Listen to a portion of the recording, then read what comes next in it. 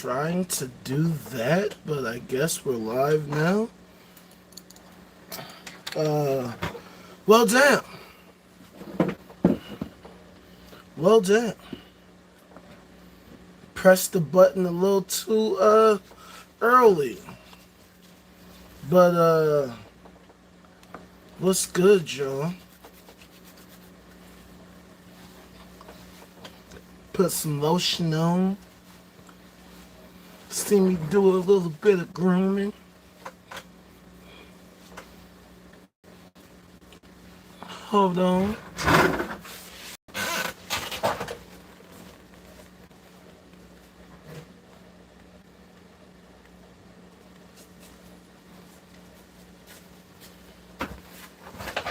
What up? Damn. What up?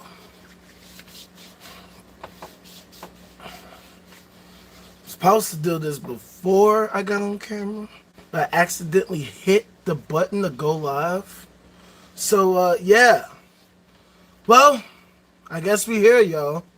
So, welcome to the No Cap Zone, where we have a strict dress code.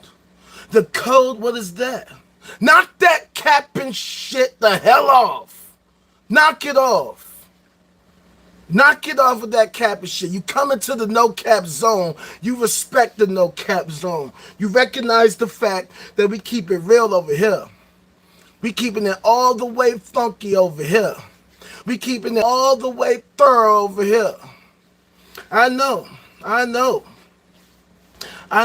started a little early. I accidentally jumped the gun. I was trying to accomplish all these things. It's not even 2 o'clock yet. It's not even 2 o'clock yet, but fuck it. We're doing it live. Fuck it. So I guess you get to watch me groom myself a little bit. Just a little bit. With just a touch of love. Ain't nobody up in here yet. Oh, somebody's up in here. Welcome. Thank you for coming through. Thank you for coming through to the No Cap Zone. Please hit that like, hit that subscribe, turn on the notification bell, because we're about to keep it all the way funky. We're about to have a doozy today. I'm not even really going to get into my shit yet, because it's not even 2 o'clock yet, so I'm just going to shoot the shit. What is good with you all out there? Whoever is out there. Anybody. Everybody. Because we here at the No Cap Zone, we're working towards trying to get to the bottom of reality. That's what it is. There's a lot of cap out there in this world. There's a lot of snakes out there in this world. There are a lot of liars and scam artists and charlatans that are working desperately to make life terrible for the rest of us. They want to do everything to gaslight us into believing all sorts of sci-fi fantasies, all sorts of conspiracies, all sorts of falsehoods. So now we got to go back to the drawing board, because we live in a time where everybody believes whatever they want to believe. So we got to figure out what exactly is reality. That's what it's all about. Trying to understand the nature of reality. Going back to the drawing board in terms of understanding what our goals are, what our purpose is as a human race, as American citizens. What exactly are we trying to do? What exactly are we hoping to accomplish? What exactly do we want? What are our short-term goals and our long-term goals? Because a lot of people have different ideas about what we should be doing as a human race, as a human populace, as an American nation, as citizens. And I figure we got to go back to the drawing board. We got to go back to trying to figure out what exactly it is that we're hoping to accomplish, what we're trying to do, trying to establish a baseline for reality so that we can all get on the same page. So you would think that with all of this advancing and progressing technology, all of this evolution of technology, that it would lead to us getting closer, that would lead to us having more conversations where we can actually get to the bottom of things and actually reach some kind of consensus on what reality is.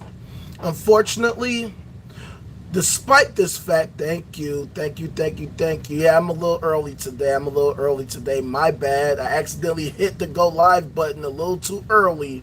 So thank you for coming through. We got a doozy today. Because we're talking about, we're talking about the same thing. We're talking about human progression. We're talking about trying to figure out reality. We're trying to figure out what is it that humanity is trying to do, what we are trying to do as American citizens, what our short-term goals are, what our long-term goals are, what they should be, and whether or not we could agree on everything. Pin. What's good? Thank you for coming through. I'm trying something a little different. Figured out the landscape button, so we're trying to see how that works. Didn't know how to do it for the longest time, and finally figured it out. That's why I have 4 eyes, because apparently I can't see for nothing. All right? But anyway.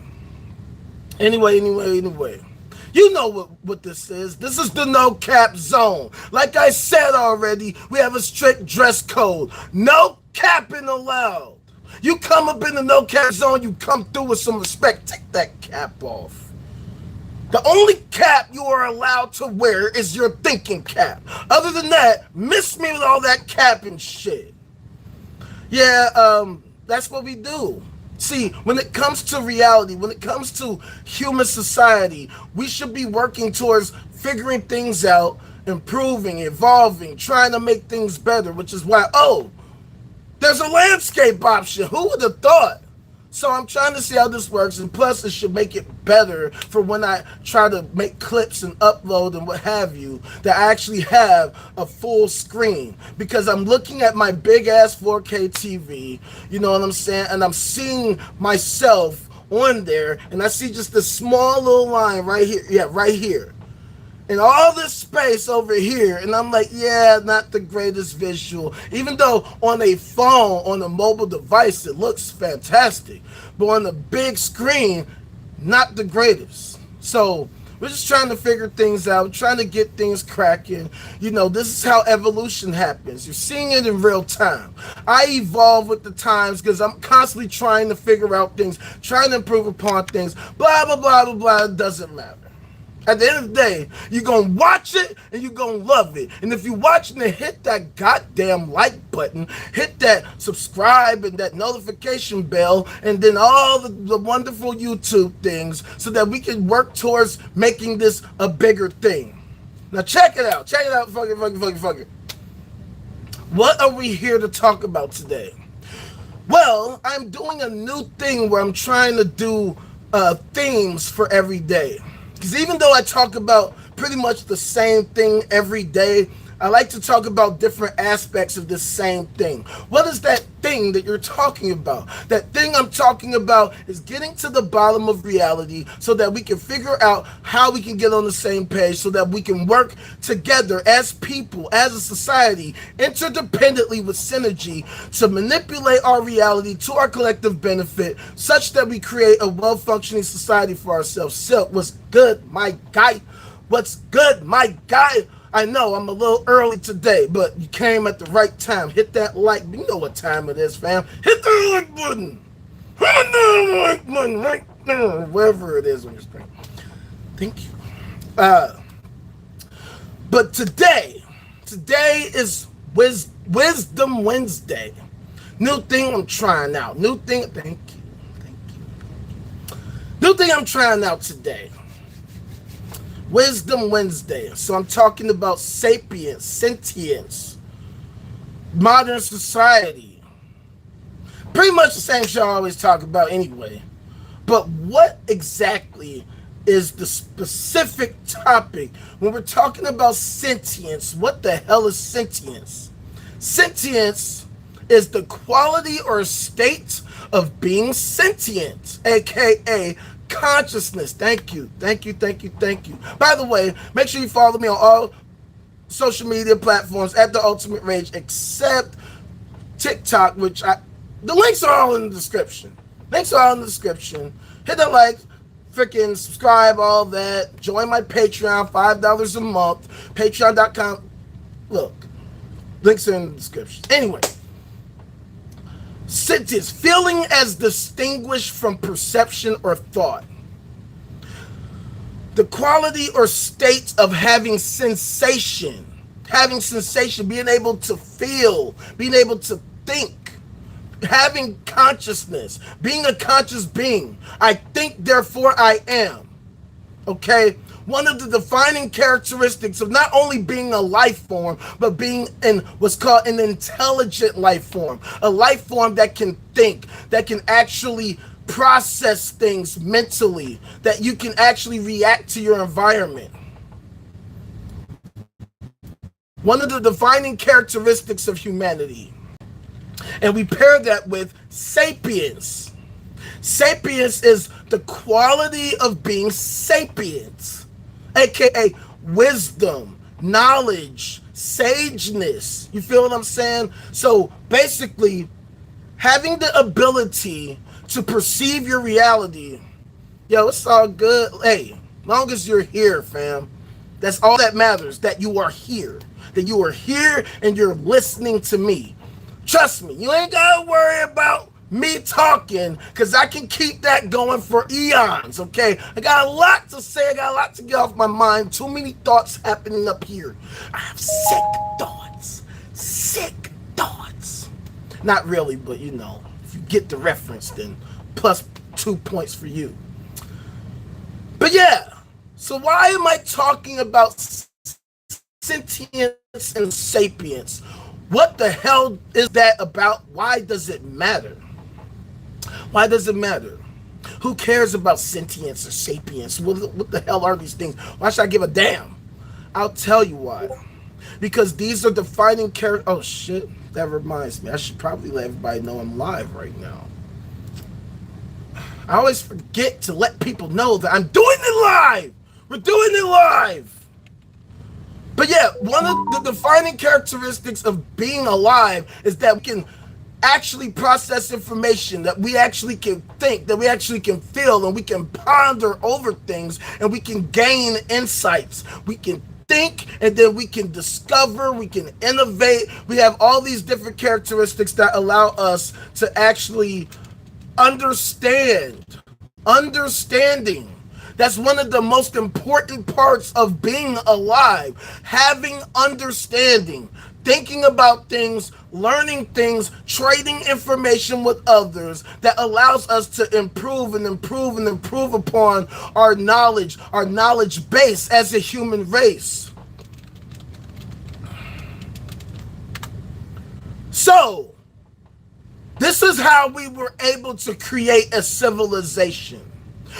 We had all these different people scattered throughout the world who were hunter-gatherers. They were able to formulate different forms of weaponry. They were able to realize, hey, if we work together, that might make it easier for us to find and forage food, for us to figure out how we can store food, share food.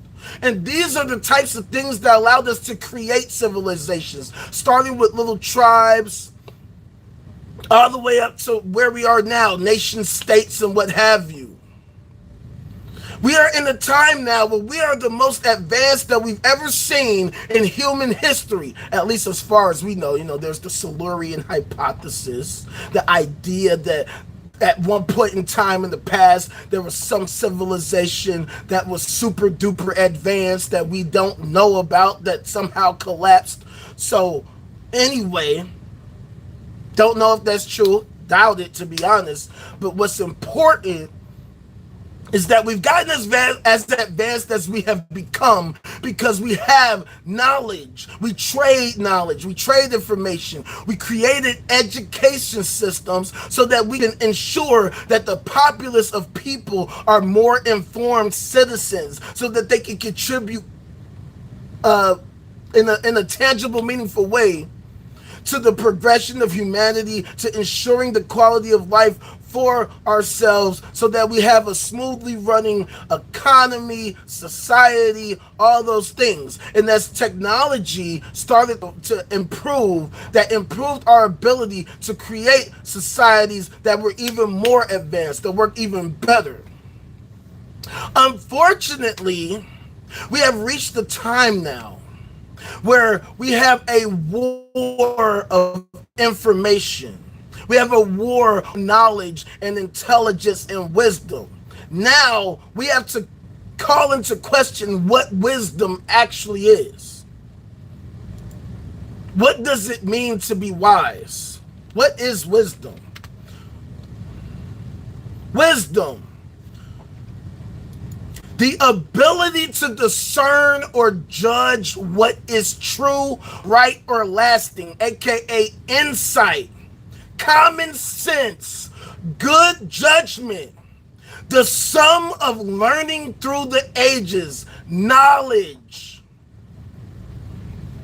But see, we live in a time now where understanding has become super duper difficult. We can't even figure out what it means to figure out things because people who think they figured it out really have not figured things out. And now we are in a time where, because we have such advanced technology, now that we are so advanced that we have all this interconnectivity, that we're able to use different various forms of communication, we can start to figure out what exactly is the true knowledge, true wisdom.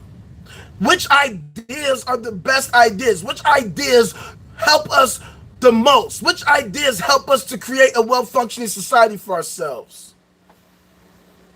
Yeah, a lot of people will tell you that Jesus is or was wise, depending on whether or not he was a real person, whether or not he died, or whether or not he's still alive somewhere out there in the ether space, in heaven, or whatever. See, we're going to get to that, Penny. Trust me, we're going to get there. We're going to get there. This is what I'm talking about. There are a lot of ideas that are being purported, that are being disseminated, that are being widespread throughout American society, throughout the world. And you would think that with all these technologies, with all these mobile devices, the internet, social media, that it would improve our ability to communicate, to get to the bottom of real, true wisdom, separating the fact from the fiction. Unfortunately, we live in a time where there are all these different interests that have all these different ideas, all these different ideologies that they push for, that they wish to assert as truth, that they wish to force upon the world as truth. And now we have to use our thinking caps, the only cap that's allowed in the no cap zone, so we can figure out who's telling the truth and who is not. And this is what has caused a fracturing of our society. This is what has led to America constantly being in a state of worsening stagnation, where the improvements in our quality of life are actually worsening. Sure, there are plenty of people who are enjoying life, who are enjoying their wonderful jobs, their wonderful families, everything's hunky-dory, bills are paid, cars in the garage, food's on the table, blah, blah, blah, blah, blah, blah, blah, blah. Plenty of people enjoying their wonderful lives right now. But see, the problem is there are countless people who are suffering all over the world. People who are homeless, people who are starving, dying of thirst, people who are not getting access to the care that they need for whatever health ailments, mental or physical, physiological, that they are dealing with. The state of the human condition is suboptimal. It is suboptimal. We are not in the best case scenario where everybody has their basic needs met. We are not in the case where we have extinguished all existential threats to humanity. And so now we got to go back to the drawing board. We got to first get down to the bottom, to the core of what we're trying to do and what we're trying to accomplish. In fact, we have to figure out what it is we're trying to accomplish in the first place and why. What is reality? What does it mean to be real? What is this existence that we all share and inhabit? What the hell does it mean to be alive? What does it mean to be sentient and sapient? What is wisdom? What does it mean to be wise? And even those who are wise, that does not mean that they know everything, that they don't have flaws, that they don't have blind spots in their logic. So we got to get to the bottom of what all these things are. That's why I created the No Cap Zone, so that we can have real conversations about all these things. And after this live, as we always do, we'll be going into the Discord to shoot the shit, kick it, watch some shit, and build a community. Because at the end of the day, community is what is the most important aspect of human civilization. Because community is civilization. Right? So, for the longest time, people have been suffering from various ailments because we were thrust into this crazy world with no instruction manual, no strategy guide, no idea of what the hell any of this is, what we are dealing with. Life has been crazy, scary, horrendous, wonderful at times, but there's still the existential threats that we face, right? Because as human beings, one of the major parts of being sentient and sapient is being highly and acutely aware of the fact that at some point in the near future, our demise awaits us. Whatever you believe about life, whatever you believe about reality, one thing we know for sure, one day you are going to fucking die. One day you're gonna die, and that's gonna be it. We don't know what happens after death. We have no earthly idea. And this fact scares the shit out of damn near everybody. Fear of the unknown. Because there's so much about reality that we don't know. There's still so much to learn about reality. No matter what happens, we know that 99% of all life forms to ever exist on Earth have perished into oblivion. That all these different genuses, all these different clades, all these different types of creatures have gone extinct. Never to be seen again. There are all types of life forms. We don't even know what the hell they were to begin with. So many aspects of history that are just lost to the freaking elements because we have no idea. They existed so far back, we don't know what they even were. And we're still trying to figure out and understand exactly everything that happened with the Earth. There's still so much to learn about the Earth, the cosmos, and all that shit. But like I said, what we do know for a fact is that one day we're going to die. One day this is all going to end. Things are going to go black, and then I don't know what happens after that. And as a result of that, because of this fear, people came up with different ideologies to help them cope with this fact that one day they're going to die, to help them come up with some kind of base understanding of reality that they think is the truth. Something that was able to give people comfort in this crazy world. What up, soul? What up, my guy? Hit that like button. Hit that like button, my guy, but thank you for coming through. Didn't know that your name was Richard. Look, Rich, thank you. Thank you. Appreciate that. But yeah, so these ideologies help people to cope with this crazy reality that we inhabit. Because there's nobody to tell us, yo, this is what it is. Big Rich. You already know what it is, fam. So, now I know. But I'm going to still call you Soul. Just, FYI, you know what I'm saying? If you got a problem with that, then move around. You know what this is. This is the No Cap Zone. You come into the No Cap Zone. You take the cap. Now knock it off with that Cappy. But you know, you my boy, so I know you. I ain't got to worry about you. But yeah. So anyway, reality is one of the craziest experiences that we've all had and to share.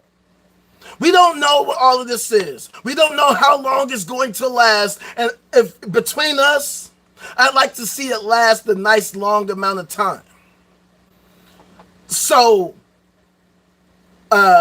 people throughout the course of history have done all different types of things in an attempt to understand reality. They've come up with these different ideologies. They come up with these different practices or rituals, things that they hope will help ensure their quality of life, help ensure their continued survival, right? Whether you're talking about religions, you know, or different forms of pseudoscience, you know, things like alchemy and astrology, you know, rain dances, stuff like that, because people have struggled to make ends meet, to ensure that they always have food, to ensure that they always have access to some kind of clean source of water. And so these different things have become difficult. And then when you factor in the fact that there's all these environmental disasters that happen and that they're super unpredictable, especially in a time when humanity was primitive, people had no idea why these things were happening. So they figured, hey, maybe if we do this dance, maybe we won't get hit by a fucking hurricane. That maybe we won't suffer from a drought. That maybe we won't have to suffer from some random disease that just pops up. Thank you. Appreciate that. That we won't suffer from some random disease that just magically hits us. That we don't know what the hell it is. Why is so-and-so experiencing this weird experience? Why are they just shaking violently? Oh, they must be possessed by a demon. Or maybe they angered the gods or something. Maybe they're transforming into the next... I don't know. People for the longest time had no idea why things were happening the way they were happening. And people far and wide came up with these ideologies as a way to help explain these things. But see, here's the thing. The scientific method was found to be one of the greatest tools. Jamie, what up, what up, what up, what up, what up? Welcome back. Welcome back.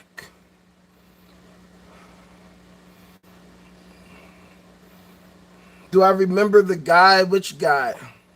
What guy? What guy are you talking about? I remember plenty of guys.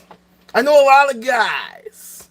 I know a lot of guys. I know a lot of guys.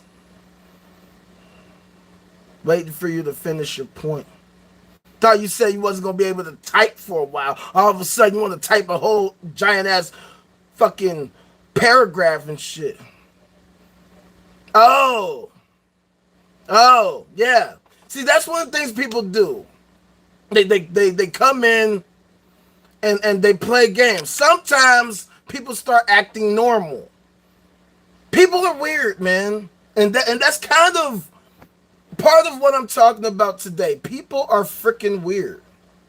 You have no idea what's going through people's minds, right?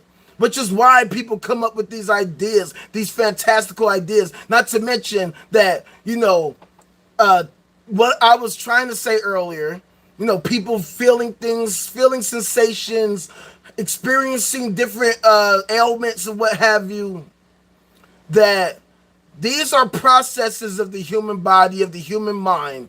People did not understand. They couldn't understand. But because we started developing the scientific method, because we started recognizing science as our best tool for understanding the nature of reality, slowly but surely we began to understand. We began to understand. We began to understand, oh, this is actually this. That is actually that. Oh, this is this condition. We're going to give it this label. Hey, everybody, now we have a name for this condition. See, we all thought for hundreds, thousands of years that this experience that this person was having was some kind of demonic possession. Now we realize it's an epileptic seizure. Now we realize, oh no, there's these things called germs. They're invisible to the naked eye. But look, if you look through this lens thing, if you look through this thing that we call a microscope, you can see these tiny little fucking things that are pissing me off.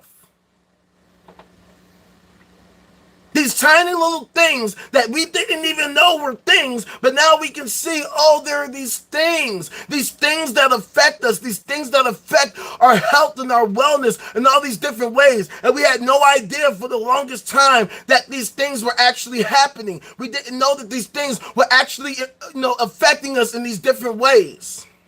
But now, because we have the scientific method, because we constantly kept improving upon our technology, we began to improve upon our wisdom, our knowledge base, to the point where now we have these things called educational institutions where people can learn about all different sorts of things, where people are trained to learn all different sorts of things, and that those who work in the sciences and the technology sectors can actually develop innovations, where they can experiment, where they can discover new things about the nature of reality, and that we can use this newly gained wisdom in order to manipulate our reality to our collective benefit, coming up with new technologies, engineering new devices, engineering new tools that help us to better understand reality more and more in all these different ways, in ways that humanity never saw before. Which is how we have the society we have now, which is how everything you see around me is freaking human made. Things that 100 years ago, half these things weren't even invented. You know what I'm saying? I got this freaking CD rack. 100 years ago, if I show somebody that, they'd be like, what the hell is that? What am I going to do with that? Word. Yeah, everybody do the greetings, man. This is what community is about. We're going to get to the community. That's why we're building a community. Because when we build a community, we have a group of people who can actually manipulate, or should say, affect the environment that they're shaped by, so that we can actually do it. We'll get there. But see, here's the thing, right? I talked all glowingly about these wonderful tools and these wonderful technologies and all this lovely wisdom that we have. Except that now we're in a time where wisdom is under attack, where the knowledge base is under attack. Because you have all these different groups that think that they have knowledge, that think that they have wisdom.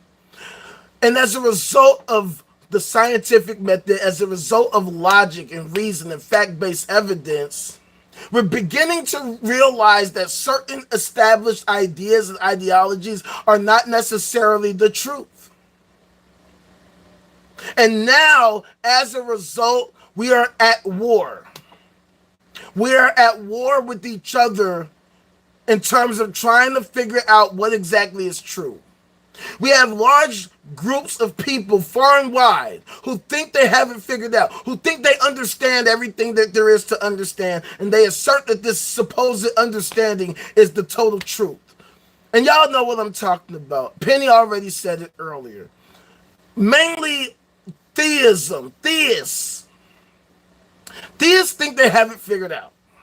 Theists think that they know the truth. Theists think that what they think is the truth, that is the unabashed truth, that is unquestionably true. You should never question it. And if you dare to question it, something horrible is going to happen to you. You're going to the terrible, evil, wonderful, not so wonderful place. You don't believe the thing that I believe, therefore you wrong. You wrong. You don't know what you talking about. So as you all know, I am an atheist and an anti-theist. I am a former theist. I am a former Christian. I used to subscribe to the ideology of Christianity until I realized doesn't seem like it comports with the reality that we inhabit. See, the thing about theism is that theists didn't understand reality. They didn't understand what was going on. So they came up with ideas like theism as an attempt to understand the reality that we inhabit. But within the past few hundred years, humanity has been ramping up and ramping up and ramping up its understanding of the nature of reality, understanding the nature of nature, using the scientific method to understand, to discover, and to innovate. And in the past 100 or so years, hell, within the past few decades, the innovations have been constantly ramping up and is beginning to become exponential, the advancements that we've made. What? 5, 10 years ago, we didn't even have AI chatbots. Now they're everywhere. What? 30 years ago, we barely had cell phones. Now they are everywhere. As I said yesterday, I remember being a child, being like, man, wouldn't it be so great if I could see the person I'm talking to on the phone? Now we have mobile devices where you can pick which app you want to use, where you can see whoever you want to see at any point in time. You want to use freaking YouTube, you want to use Instagram, you want to use X, you want to use this, you want to use that. I mean, you got plenty of options in order to see not just one person, but all types of people. You can have conference calls. You can have all these different forms of communication that you can use to interact with people, trade information, to understand. But see, here's the issue. You would think that with all these different technologies and all these different forms of communication, that would make it easier for us to get to the bottom of reality, that it would make it easier for us to trade information and continually build on our knowledge base. But instead, the opposite is true. Society has become more and more factionalized as a result of all these different groups, all these different ideologies that have these different ideas that want to purport different ideas as truth. So now we are in this crazy time where we have all these different people, particularly theists, who are purporting all these different ideas. But the problem is, we don't know who exactly is telling the truth. So now we have to get to the bottom of understanding what exactly is true. See, theists love to purport that there's this thing, that there's this super thing out there somewhere, out in the somewhat cosmos or outside of the cosmos or whatever, that did everything, created everything, and it's so amazing, it's so wonderful, it's so real, it's so true. It has all these different capabilities. It interacts with our society, interacts with the humankind in all these different ways. It informs people of things, it motivates people, it commands people, it tells people, it commands people to do this and do that and do this and do that. Now, if this is true, if this is the case, there should be some way to confirm these claims as fact, so that we can say, okay, this is not only true, but here's the evidence. Now we can all get on the same page. Unfortunately for theists, up to this point in reality, up to this point in history, they have nothing to show for it. They have nothing to demonstrate other than a lot of passion, a lot of aggression, a lot of sci-fi fantasy novels and stuff like that.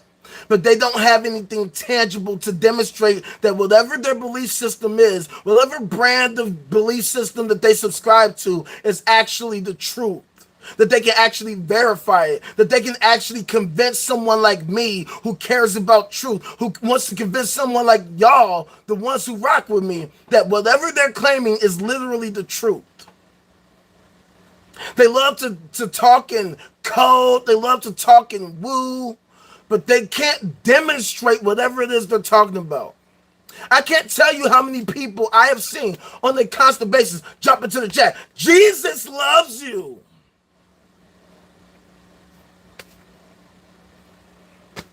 Okay, what exactly? Okay, I mean, there's so many things that I find wrong with this. Because first of all, who the hell is this Jesus guy? Why should I care?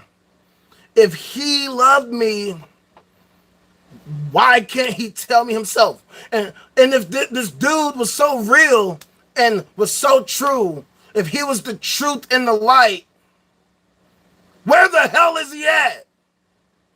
And how exactly is he helping us in any tangible, meaningful way? You mean to tell me Christianity has been around for thousands of years, couple thousand years, and they don't know where he's at? And one of the things that presents a problem to me, Christians will say things like, well, I hope you find Jesus. I hope you find Jesus. And I'm like, okay, well, don't you talk to him like on a regular basis, supposedly? So why can't you ask him, hey, Jesus, where the hell you at, bro? People been calling. They really want to know where exactly you at, bro. Oh, okay, got you. Yeah, I was just talking to Jesus. He said he got held up on some things. You know what I'm saying? He got caught up, right? He was busy fighting the devil in the nether realm. He was fighting and battling demons and getting caught. What are you talking about? What exactly are you talking about? And not only that, but theist apologetics, particularly Christian apologetics, they always have all types of excuses. And to me, when theists engage in apologetics, they need to stop engaging in apologetics. They need to start engaging in apologizing, being sorry that they can't demonstrate any of what they're talking about. They can't demonstrate any of how what they're talking about actually helps us in any tangible, meaningful way.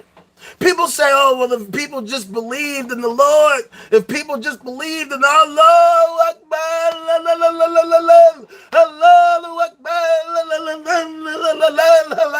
and haram is halal, but it's not haram. It's haram, but it's not halal. If any of these things were actually true, why can't you show us anything? Why do you have to get so emotional and vociferous? These people love to talk like everything they talk about is so intellectual, so true, like they're so wise, like they have this deep level of knowledge that is so valuable, and that we all need to actually subscribe to these ideas, that we need to believe these things because they're so true. But see, the problem is that we have the scientific method now. We have methods to actually get to the bottom of different aspects of reality. See, theists love to say these things about what's called the supernatural, right? They love to say things, well, the supernatural is not detectable by science. Okay, cool. So if you can't detect the supernatural with science, then what the hell are you talking about? See, one of the issues with our knowledge base, our wisdom base, is that people don't have a good understanding of science itself and why it's our best tool for understanding the nature of reality. See, science is all about trying to understand reality, performing experiments, testing hypotheses. I think that glass is a great material for building freaking something sturdy. I tried to use glass to build something sturdy. Oops, it was fragile. Now I realize that glass is not the sturdiest material in the world. Oh, it can be sturdy. You just have to understand more of its chemical makeup. You have to understand how to manufacture and engineer different things so that they can be thick layers of glass, so they can be more stable forms of glass. Whatever it is we're talking about, science is all about understanding reality as it is. If the supernatural was an aspect of reality, science should be able to detect it so that we can start to understand the supernatural, and then it won't be supernatural, it'll just be a part of nature. It'll just be a part of nature. But see, the problem with these ideologies, the problem with theology is that they don't do any of that. They don't perform experiments. All they have are hypotheses and assertions. All they have are ancient sci-fi fantasy comic books that they can't use to demonstrate how they can build rocket ships, how they can cure diseases, how they can improve upon anything in any tangible, meaningful way. As a matter of fact, they've even gone so far as to come up with their own form of pseudoscience, things like intelligent design and creationism. Things that they think make sense. Which is why I've been talking about the simulation hypothesis, because at the end of the day, as I've stated multiple times, theism is just a scientifically illiterate form of the simulation hypothesis. The idea that existence is a simulation, right? That there are the grand designers, the grand coders, the grand programmers that programmed our reality. Like these people, they love to say things like, oh, like, life was fine-tuned. It had to be created by something. Don't you see the beautiful trees? Don't you see the wonderful, beautiful, amazing trees? Don't you see it couldn't have just existed by itself? You could tell it had a designer. And I'm like, okay, look.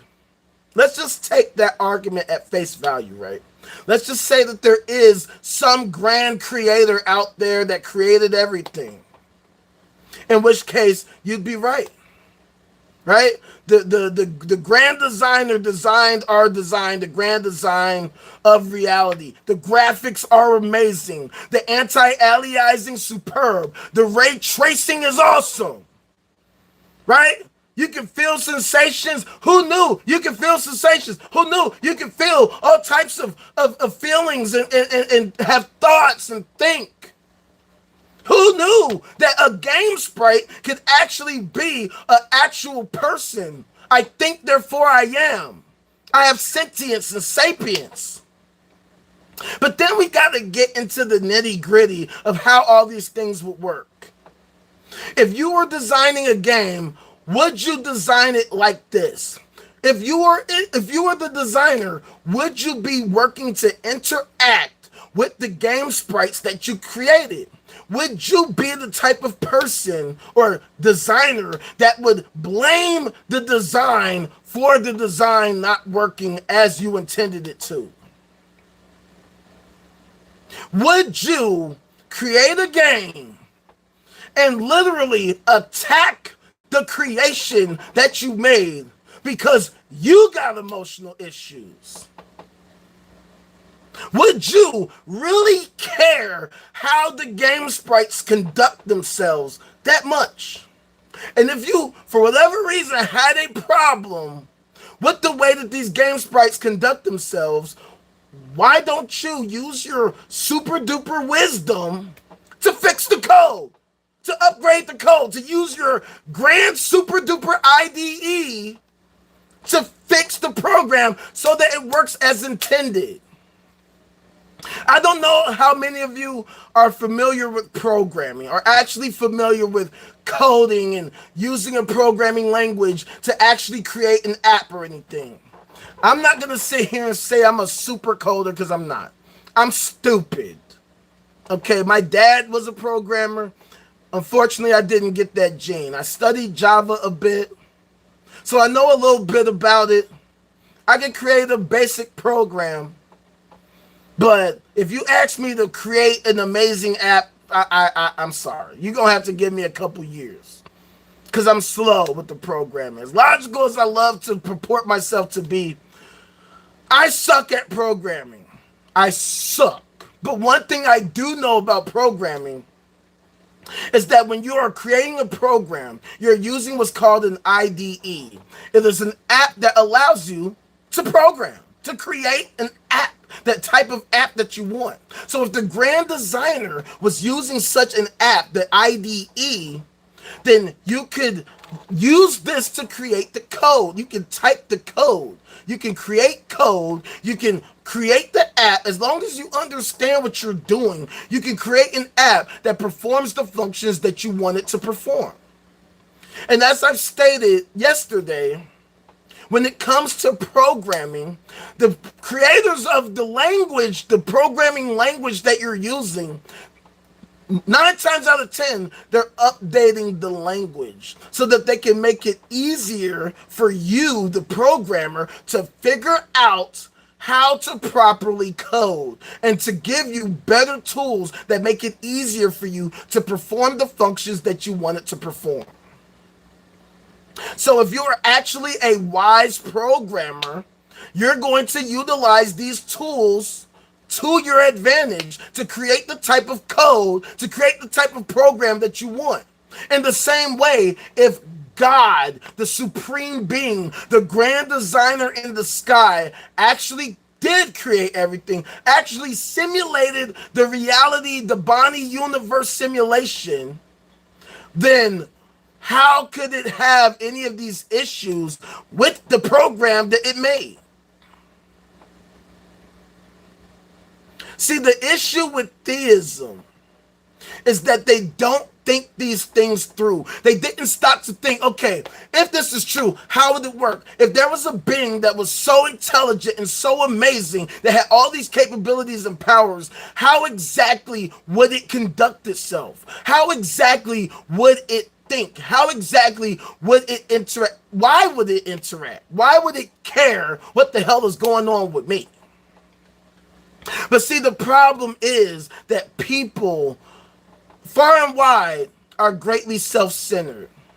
And to an extent, of course, it's understandable. We're all our own individuals. So, in a way, we're all selfish because we have to ensure our self-preservation. We all want to survive. Surviving is such a critical part of life. It's a critical part of being alive, which is staying alive.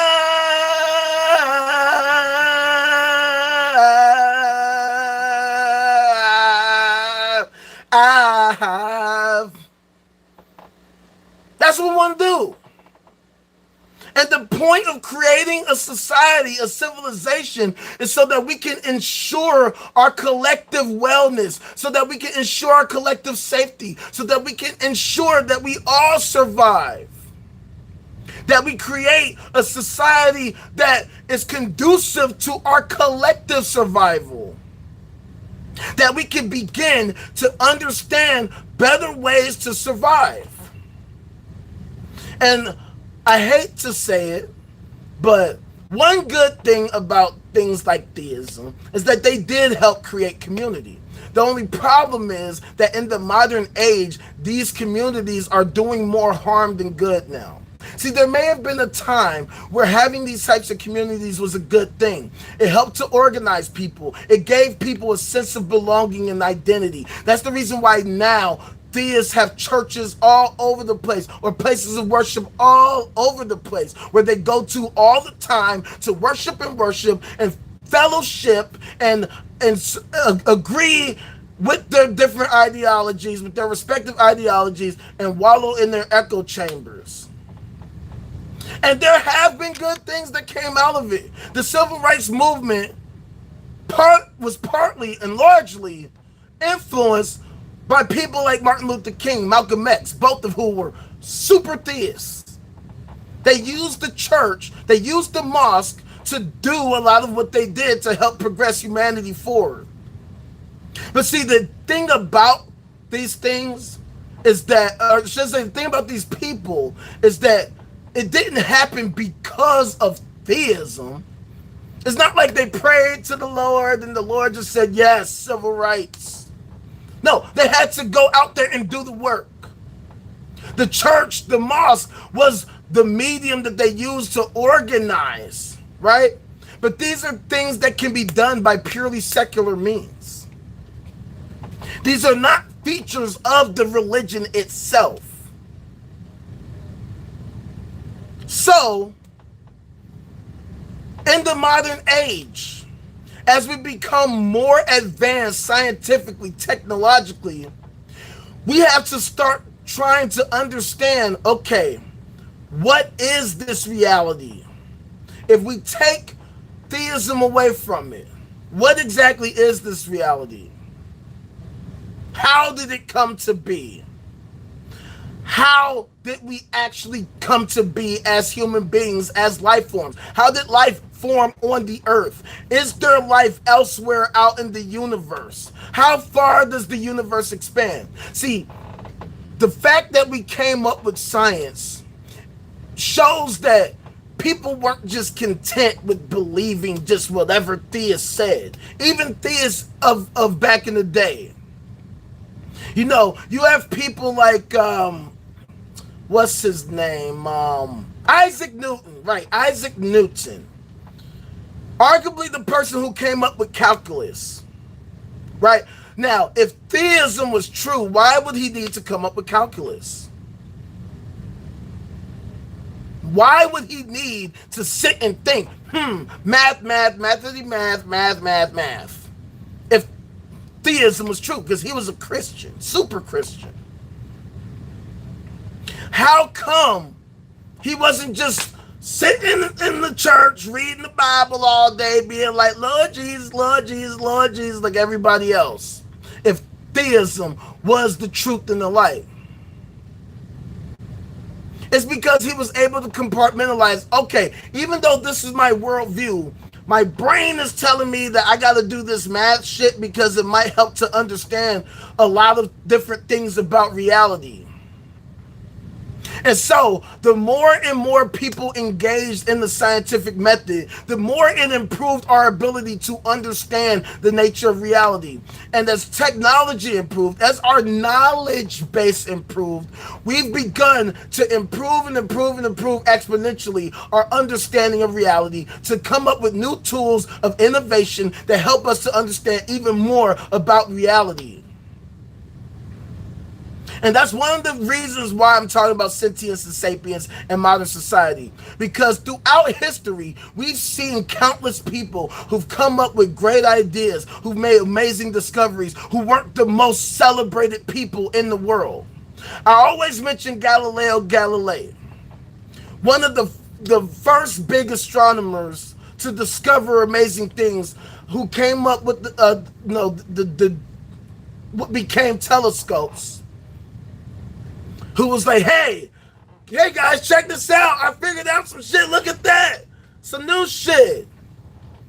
And then you had institutions like the Catholic Church that was like, this fool don't know what the hell he's talking about. Hey, Galileo, get your weak ass the hell out of here. Get out of here before we do something bad to you. And then Galileo had to go and live in relative obscurity because the discoveries he made weren't welcome. They weren't accepted because they coincided with the ideology of the Catholic Church. And it wasn't until after he died that people celebrated his discoveries, celebrated his life. And these are the types of things that we've been having to deal with ever since science started to ramp up and improve and evolve. To the point now where we have all these different technologies, all these different branches of science. But even with these different branches of science, we still have a super huge portion of the population that don't respect science, that don't accept science, that think that science is nothing but cap. Which explains why we have a nation here in America that fails miserably at the math and sciences. As I've always talked about, my sister, who is a high school teacher here in Chicago, has informed me that we're moving away from the SAT in favor of the ACT because the students are failing miserably at math and science. The ACT is a lot easier. And as I've shown y'all, in my home city of Chicago, in my neighborhood on the south side, we have churches all over the place. All of these people who subscribe to this ideology of theism. It also just so happens to be one of the worst neighborhoods in the entire nation, let alone in the city. Now think, if theism was the truth, if theism was wisdom, then how come the most theist neighborhoods, the most theist nations on earth are some of the worst places to live on earth? Because if they were true, if the people who subscribe to these ideas had this grand connection like they claim, how could we have the issues that we have as a society?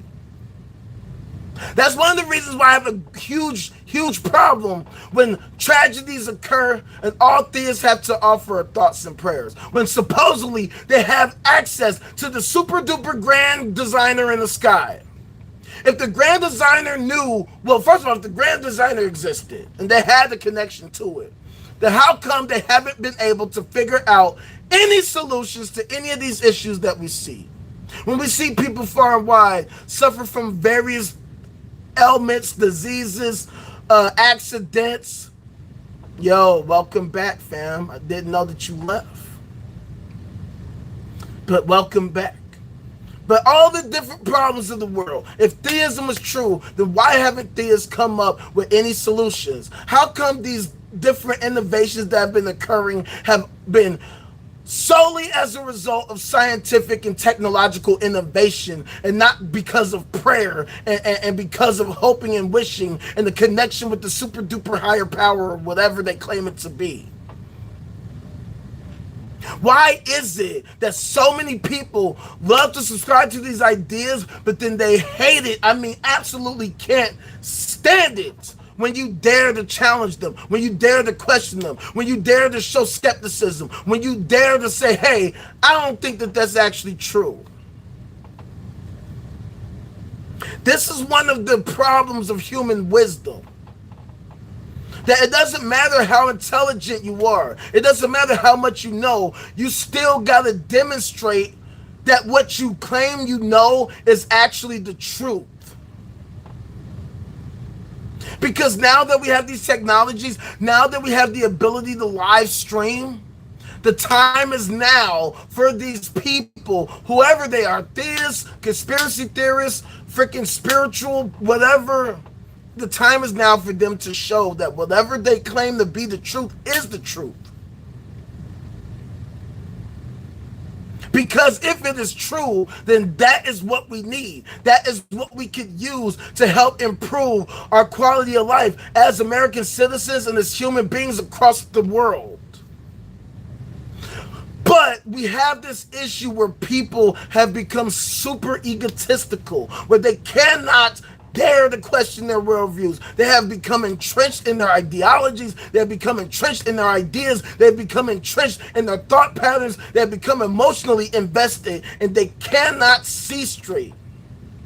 They do not want to see any form of logic, any form of opposition that questions the authenticity of their belief, which is what makes it difficult for us as human beings to create a well-functioning society for ourselves.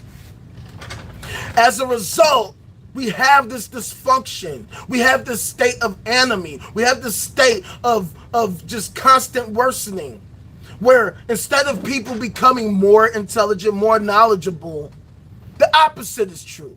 You would think that with technology, with the internet, that with, mass communication, that it would make it easier for people to trade information, for people to actually question things, for people to actually separate the fact from the fiction. But the opposite is true. More and more people are subscribing to all kinds of falsehoods, all kinds of ridiculous ideas and ideologies, asserting it as true. And at the same time, people are failing to learn or failing to teach critical thinking, failing to teach people how to properly think, how to properly assess information, how to do your due diligence by performing research, cross-referencing claims and data to ensure that certain claims are buoyed by the facts, by the truth, by demonstrable evidence that can actually help us to truly understand the reality we inhabit. That's why it becomes so difficult for us to really get to the bottom of understanding reality, which is why we have to go back to the drawing board. Because if everything was so simple and straightforward, as people love to claim, then it should be so much easier for us to establish what exactly the truth is. And what makes it even worse is that there are people far and wide, all across the world, the either a majority or a gigantic portion of the people who subscribe to these ideologies. And the reason why it's a problem is because we have all these different issues throughout our societies that we face, and we have all these different existential threats that we face, and these ideologies have no desire to do anything to solve these issues. And even if they had a desire, they have no way to solve these issues because their beliefs have no bearing on reality. They have no actual impact on improving things because they're not rooted in reality to begin with. Because if they were, these people could demonstrate it. See, one of the reasons why I do what I do is because I try to be as objective as possible. I try to take my feelings out of it. So even though people say I'm super duper passionate, which I am about what I do, it's because I am in pursuit of the truth, the real objective truth. I am not satiated. I am not satisfied with various claims if people can't demonstrate it. See, I am open to accepting any idea if it can be demonstrated to be helpful, useful, true. The difference between knowledge and wisdom. I'll tell you. In my opinion, knowledge is understanding of facts. You can know a lot of facts. You can know that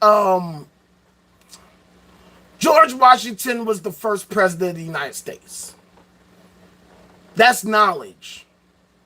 Wisdom is the ability to understand the context, to understand the story behind it, and how you can use that information to improve upon things, to truly understanding. So in my opinion, wisdom is understanding. Knowledge is just knowing things. Knowledge is knowing, A, B, C, X, Y, Z, 2 + 2 = 4. But wisdom is understanding why 2 + 2 = 4. Learning life lessons, learning through experience, being able to say, okay, well, young man, I went through the same thing when I was a young man, and I can tell you this, do this and do that because this, that, all that. Having an understanding. These are integral parts of the human experience, of the human mind. So that's why the whole point of this discussion is having an understanding of understanding, what it means to understand, what we should be trying to understand, and how we can improve upon everything. No doubt, fam. That's what I do. Because, see, I seek great answers. So in order to seek great answers, I have to actually try to stay objective as much as I can. And I'm not perfect. I don't purport to be perfect. Which is why we have to build a community of people who understand or who seek understanding, true understanding. People who don't just accept things at face value because they sound good, because they sound nice, but actually getting to the bottom of whether or not these ideas, these claims, these purported facts are actually literal facts. And how we can use these facts to improve upon the world, to improve upon our understanding. Right? So that's why we got to talk about what it means to be sentient and sapient. To understand understanding. People think they understand. People will come up with all kinds of ideas. They'll make shit up right there on the spot. They'll tell you, hey, Silk, you don't know what you're talking about, fam. See, the way you drive your truck, you really suck. The way you were turning the wheel, fam, yeah, your form is whack, fam. You need to actually mind you, I've never driven a truck in my life, right? But I can sit here and tell you you're doing it all wrong, despite the fact that I lack the knowledge to be able to properly inform you on your form or your technique. And that's why what's called the Dunning-Kruger effect is so big in the modern age. What is that? What is the Dunning-Kruger effect? Well, I'll tell you. The Dunning-Kruger effect is a cognitive bias in which people with limited competence in a particular domain overestimate their abilities, whereas those who have a good understanding of a subject underestimate their abilities because they understand the gaps in their knowledge. As an example, somebody who works in quantum mechanics, quantum physics, they know that quantum physics is a super complicated form of science that is still developing as we speak. So somebody who works in quantum physics, they will tell you, if you think you understand quantum physics, that lets me know you don't understand quantum physics. So it's that kind of idea that somebody can claim to be super knowledgeable about a topic that they have no desire to actually understand. Whereas people who are very, very into a certain topic, they know, okay, I know this and I know that, but there's still these other things that I haven't figured out. So I still got to work towards understanding that. And those type of people will underestimate just how much they know. They'll be like, I know a little something. Like me right now, right? I am not a scientist. I am not a physicist. I'm not an astrophysicist. I'm not an astronomer. I do not work in the sciences at all. I'm just a regular guy who reads stuff, watches videos, and tries to learn and think about things, mull over things so that I can have a basic understanding. I can tell you right now, if I were to talk to an actual physicist, somebody like David Kipping or whoever works in the sciences, I can't talk to them about their particular science at their level because I don't work in the field. But I have a decent enough basic general understanding to say a thing or two, right? But I would never purport myself to know more than a scientist at all. Meanwhile, I've had debates with constant debates with theists who love to try to poo-poo science, who love to talk like science don't make sense. Or they'll go even further and make claims like, well, actually, science proves God. Science proves God because blah, blah, blah, blah, blah. And almost all the time, these people don't know any kind of science. These people don't actually seek to understand science. They don't seek to actually understand the various different sciences. I had a conversation with somebody one time that wanted to talk about reality, but no, we got to keep science out of it. We got to keep cosmology out of it. And I'm just like, well, what the hell are we going to talk about if you're going to try to keep science out of it? No, but don't you think that if reality was like this, it would be like that? And I'm like, fam, the whole point of science is to actually understand reality, particularly cosmology. Cosmology is the study of the cosmos, the totality of everything, whatever that means. That's why it's cosmology. That's why it's not universology, it's cosmology, because we don't even know if the universe is all that there is or if there's more to it. We don't know if we live in a simulation or a multiverse or many worlds or whatever the case may be, right? So if we want to understand, we actually have to do the work to seek the understanding. Reading an ancient book, I'm sorry to break it to you, not sufficient. It's not sufficient. Yeah, you'll have these lay people who think they understand science that will come to you and be like, oh, you believe in the Big Bang? Oh my God. Silly. You're so silly. What, is that what they were telling you? They told you that it was a Big Bang? Oh, how goofy could you be? Don't you understand it says in Genesis chapter 5 verse 12 blah blah blah blah blah blah blah blah? And I'm the type of person to say, look, I don't care what it says. Show me in real life any of what you're talking about. I get it. Your comic book says this. Like, I got comic books too. But see, the difference between you and me is that I understand that this comic book is fictional, fantastical, it's fantasy, it's entertainment. But you're taking your ancient sci-fi fantasy novel and you're trying to assert it as truth. Now, if it is true, show me. Show me in reality.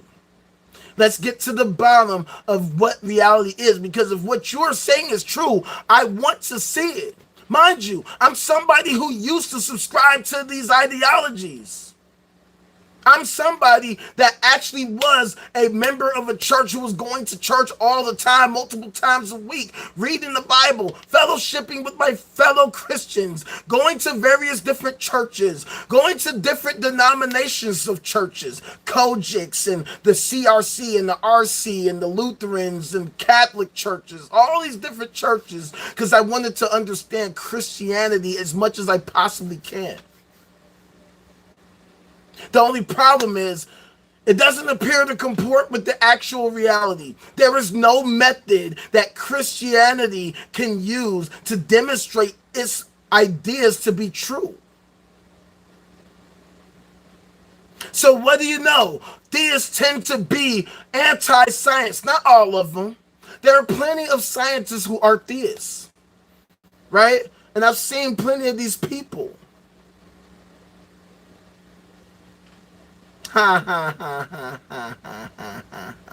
Yeah, that's partly how I got the name Rage. Partly. That's partly how I got the name. There's many elements to me on deep levels, you know what I'm saying? But now that we have the scientific method, we can actually get to the bottom of understanding whether or not it's true. The only problem is that these ideologies are considered what's called unfalsifiable.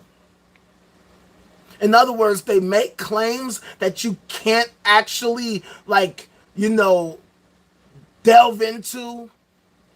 You can't actually figure out whether or not this claim is true because there's no thing to actually investigate to determine whether or not it's true. So that's why personally I use what's called the Hitchens razor. Any idea that can be purported without evidence can be dismissed without evidence. Because what is the value of it? Like, if you can't even show me a basic level of how it could make sense, then what's the point? As an example, I always give this example of the Higgs boson. Peter Higgs, R.I.P., was a physicist who came up with the idea that there was this subatomic particle that was called the Higgs boson that gives mass to other particles. He hypothesized this back in the 60s. Now, he didn't say, hey, there is totally a thing called, all right, fam, just chill out. If you're going to be right back, just go and come back. Trust me, it's all good. But he hypothesized this thing called the Higgs boson. He never asserted, this is totally true. And if you don't believe it, you go into the terrible place. No, he just said, no, I have this idea based on my understanding of physics that there has to be some kind of subatomic particle that gives mass to particles. And it wasn't until 2012 when, in, I do believe, Geneva, Switzerland, they performed experiments at the Large Hadron Collider where they smashed a bunch of atoms and particles together, that they determined that there indeed is this thing called the Higgs boson. It does actually exist. The experiments have determined that this thing is actually real. And you know what happened? A bunch of scientists won awards, and now they have been etched in history as some of the greatest minds to ever exist because they helped us to actually understand a nature of reality, and they showed their work. They didn't just declare it. They didn't just assert it. They didn't just say, yeah, you know what? We're just going to say that there's this thing and it exists and it's totally real. It's totally real. No, they actually performed actual experiments that bear it out. So it was an educated guess that turned out to be true. Whereas when it comes to these different ideologies like theism, they have nothing. They have literally nothing to show for other than their comic books. That's it. Other than that, they have nothing. Why is this important? Why do I talk about this all the time? Why do I care what they believe? Well, it's simple. The question is trying to understand, what exactly are we trying to do? What is it that we are hoping to accomplish by the end of time as a human race? What are we trying to accomplish? Because if we're trying to accomplish improving society, improving our quality of life, actually understanding reality as it is, then that means that we have to question everything. Everything. Everything. Because if we want to truly understand, we have to question things. We can't just make declarations and assert it as true. Because you can't get to the truth by just making shit up and believing it unquestioningly. By not having the mind state to say, okay, look, even though this is what I think, I'm not exactly sure whether or not it's the total truth. So let's try to figure out whether no.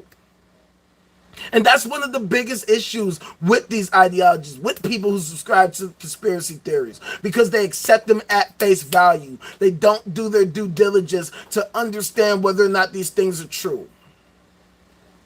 As an example, have a friend. Shout out to my friend.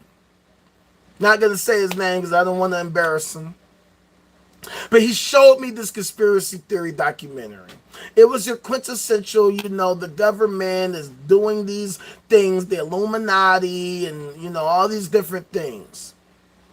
They get to one part where they talk about this FBI agent who supposedly was a whistleblower and that he exposed the FBI's corrupt practices and he was never seen again. Never seen ever again. Soon as they said that, I had to pause it because I was like, what? That's crazy. Like, a FBI agent that just disappears? I'm pretty sure that would be pretty big news if something like that happened. So I went to the trusty Google and I looked him up because they said the dude's name. Looked him up and found out that claim was bogus. It only took me a few seconds to find out this dude's Wikipedia and to find that, no, this dude is actually alive and I won't say well because, wasn't in the greatest space, to say the least. Because what happened, according to the Wikipedia article, they said that this FBI agent, he didn't disappear. He was actually caught courting minors. Yeah, he was caught trying to mess with minors, and that he was committed to some mental institution.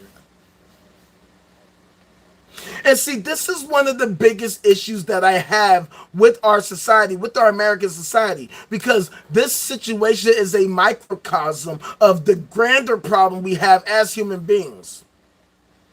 That even though we have these tools, we have these different things that help us to establish a knowledge base, right? We have the Wikipedia, we have the Google, we have these search engines, we have the internet, things where you can just type in some shit and find some shit. People will not do their due diligence to question things, to cross-reference data. People will take a claim like that and just accept it at face value as truth, and they'll run with it. They won't seek to see whether or not these claims are true. And as a result, people end up believing all sorts of misinformation, which makes it difficult for us to understand the actual nature of reality, because you have all these different people that understand or think they understand all these different things, that purport all these different things. And now we have to have real conversations to get to the bottom of it. That's why I created the No Cap Zone, so that we can have these real conversations. You know what I'm saying? So we can actually get to the bottom of reality, so we can figure out what exactly we're hoping to accomplish as a human race. Because Now that technologies are advancing to the point where we're beginning to really figure out different things, where we're beginning to figure out, oh my God, don't get me started on those people, fam. All right, you got me started. Ideas like flat Earth, right? I mean, it's very simple. They did not study astronomy. They did not study astrophysics. They have nothing to buoy their point. All they do is act as cynics against astronomy, astrophysics, asserting that the earth must be flat because they failed science class. You will notice that you will never see any flat earther working for NASA. You will never see any flat earther building a rocket ship, building a telescope, building anything other than my ire, because they're constantly capping on a constant basis. That's why if you're a flat earther, this is not the place for you. It's simply not the place for you, because we have a strict dress code in the no cap zone. Knock it the fuck off with that capping shit. Flat earth is cap. It's that simple. If what they had to say was true, what is stopping them? What's stopping them? What's stopping them from demonstrating their claim to be fact? All the science that we have, if these people were the true science, then why aren't they the ones working at NASA showing us, actually, no, I performed an experiment that shows that the earth is flat. I performed an experiment, I built a new telescope, and I launched it into space, and I showed the world, yes, it is actually flat. That will never happen, because they're full of shit. But the fact is that so many people who are scientifically illiterate, they will subscribe to these ideas because to them it sounds cool. See, when you don't understand various basic aspects of science, of reality, of logic, it is very easy to succumb to these different ideologies. It's very easy to be taken aback or to be taken in by these charlatans, by these scam artists. That's why I say America has become the capital of the world, the scam capital of the world. That's how all these cults are able to form, and they're able to manipulate people into giving the cult leaders all their resources, all their underage kids, so that they can be diddled all the time. And then we wonder why all these horrible things happen.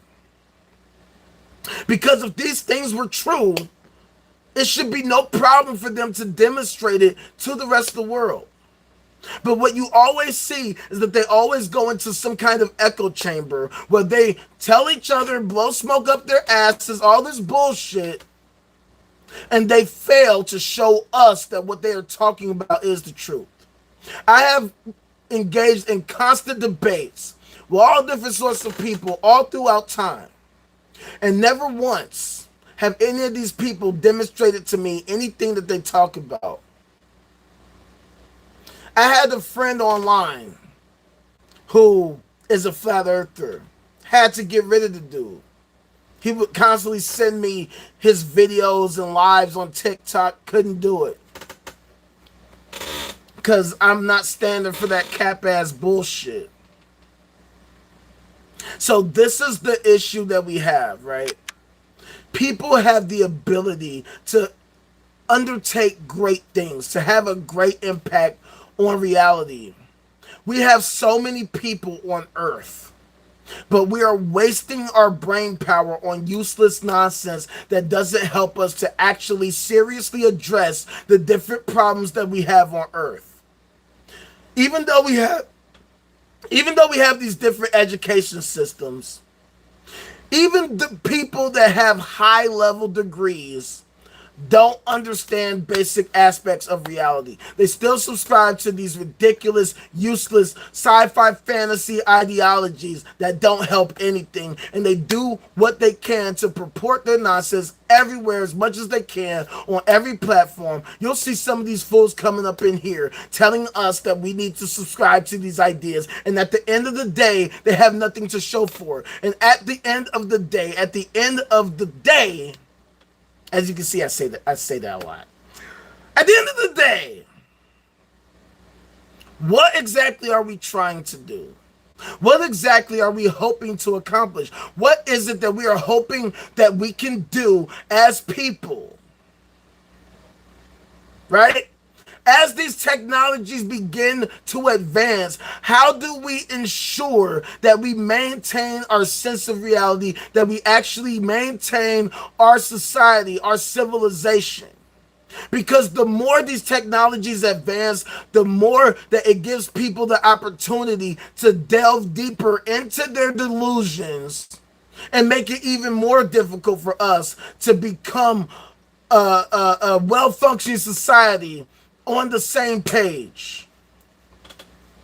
So that's why, as many of you know, I say that we as a society should work towards becoming the Kardashev Type 1 civilization. Because let's face it, there are too many institutions, too many interests that benefit from this lack of wisdom that people have, that love the fact that people are ignorant about a great many things, that people are scientifically illiterate, that people are math illiterate, that people fail at the sciences, that people fail to understand science, because that way people don't think. They love the fact that people lack logic so that they can act in ways that are illogical, that help to create chaos, that help to worsen the state of affairs for America and the world writ large, which is the reason why America is so fucking low on the global peace index, because we're not doing the due diligence to ensure that what we are doing makes sense and that's actually having the positive impact we claim we want to have on the world. There are too many money interests, say the military-industrial complex. For the military to continue to exist, they need conflict to exist. If the world was at peace, then there's no reason to keep giving the military more and more and more and more money, bigger and bigger and bigger and bigger budgets, trillions upon trillions of dollars. They need conflict. And you know how you can easily create conflict? By stoking fears, by purporting ignorance, by keeping people ignorant, all these different things. So that's why I say, what is it that we actually want? What is it that we want? We should want to have a well-functioning society where we can get along, where we can work interdependently with synergy to create a better, much more well-functioning society for ourselves on our quest to understand as much as we can about reality.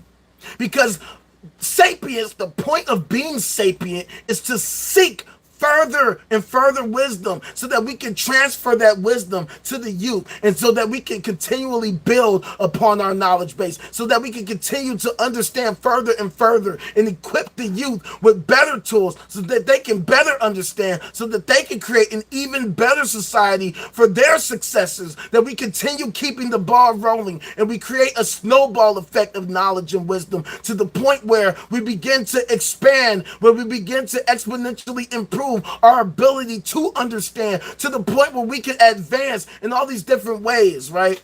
That's why I'm such a futurist, a transhumanist, and an extropist, right? Because there are different aspects of society, different aspects of humanity that we want to improve upon.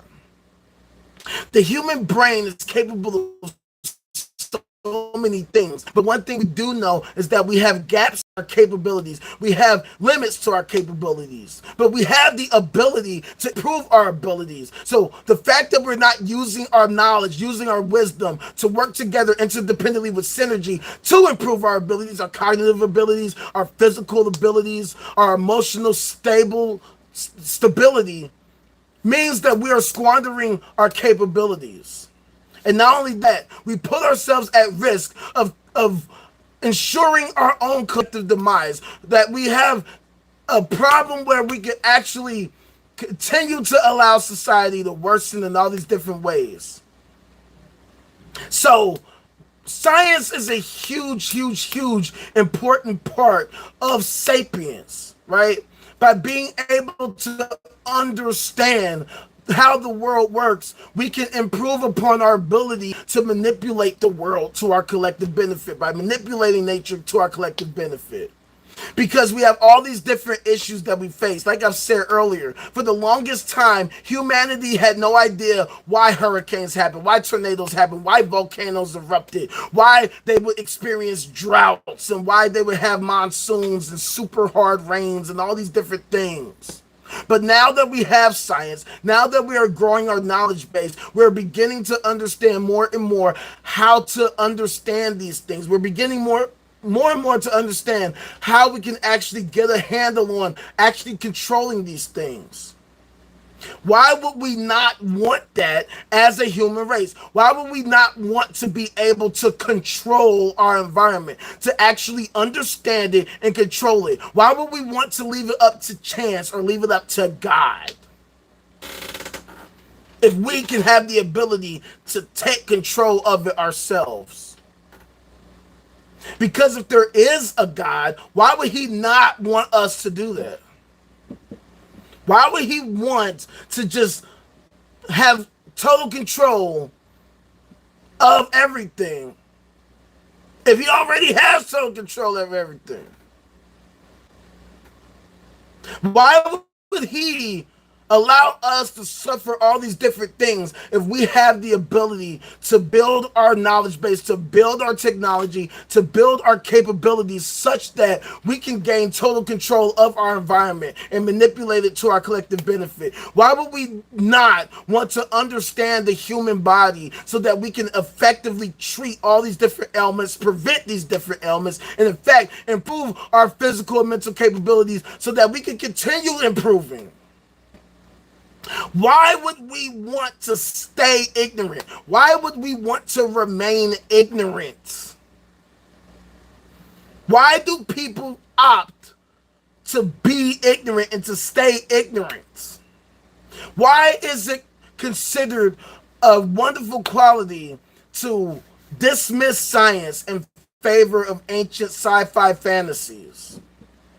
Why is that considered to be a great quality? Why is it considered amazing to not know shit? See, the thing about America is that we become a nation where we don't value logic, reason, fact-based evidence. We don't value knowledge. We don't value intelligence. We value ignorance. We value nonsense. We value people subscribing to ridiculous ideologies so that they don't do anything but become mindless consumers, that they continue to support the hyper-capitalist, plutocratic, oligarchical, conquistocratic, kleptocratic, gerontocratic, theocratic corporatocracy that America has become. We have these institutions, we have these corporations, we have these businesses, we have these greedy individuals that have been able to create a functioning life for themselves. They've been able to gain great wealth.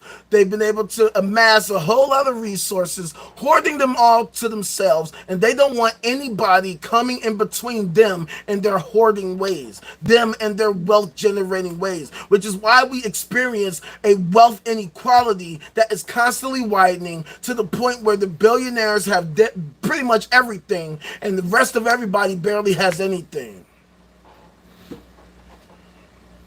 And then they feed us all types of propaganda to convince us that we are living in optimal conditions, even though we see clearly with mass communication in real time all these horrible things that happen all over the world, in your communities and communities across the nation in real time. In fact, I think I seen this morning that there was another mass shooting somewhere. I was on Reddit,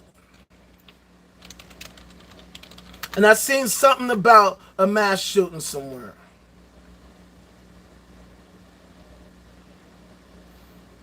Oh, it's at Georgia High School. Well, Appalachia High School in Wind.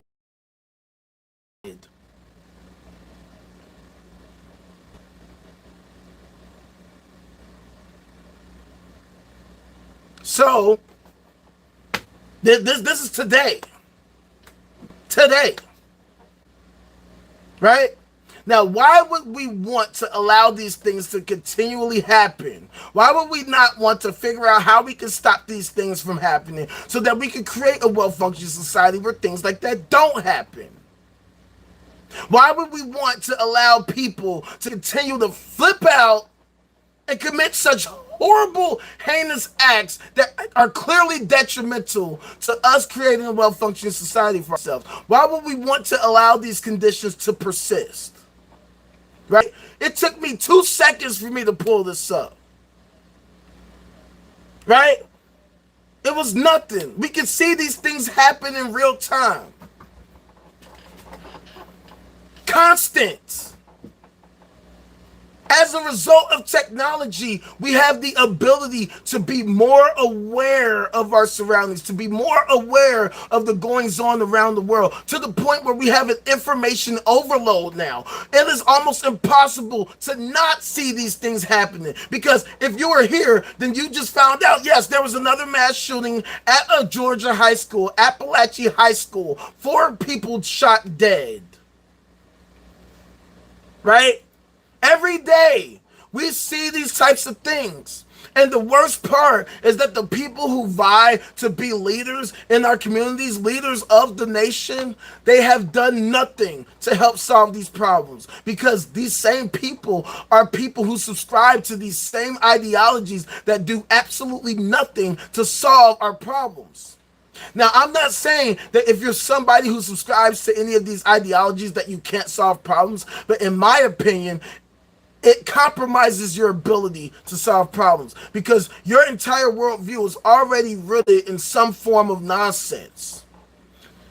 So if you believe that subscribing to these ideas is going to help us somehow, or is going to help you in formulating some kind of solutions, well, then you need to rethink your purview, because for decades, these things have been happening. And if we're going to talk about grand scales, for millennia, humans have been engaging in all sorts of acts of violence. They've been engaging in all sorts of ridiculous behaviors that have not performed anything to help us as a society to create a well-functioning society, because we still see these things happening on a constant basis. And it doesn't matter which of the 2 major parties are in office, they have failed us miserably. I know, right? Like, it's the worst thing in the world that this has become commonplace. Commonplace. It never ends, man. So that's why I say, if we're trying to understand how and why these things happen, how are we going to do that? By reading an ancient sci-fi fantasy comic book that has solved nothing. How do we become wiser? How do we become more knowledgeable? By reading the same old book over and over and over again. Whatever your favorite sci-fi fantasy book is. The Book of Mormon, the freaking Scientology, whatever the fuck they call their shit. Any of that shit. How does any of that help us to get to the bottom of solving these problems? To understanding what goes through the mind of a person who decides that this is a great course of action, that they are going to go to a school, bring a gun, and unalive a whole bunch of people.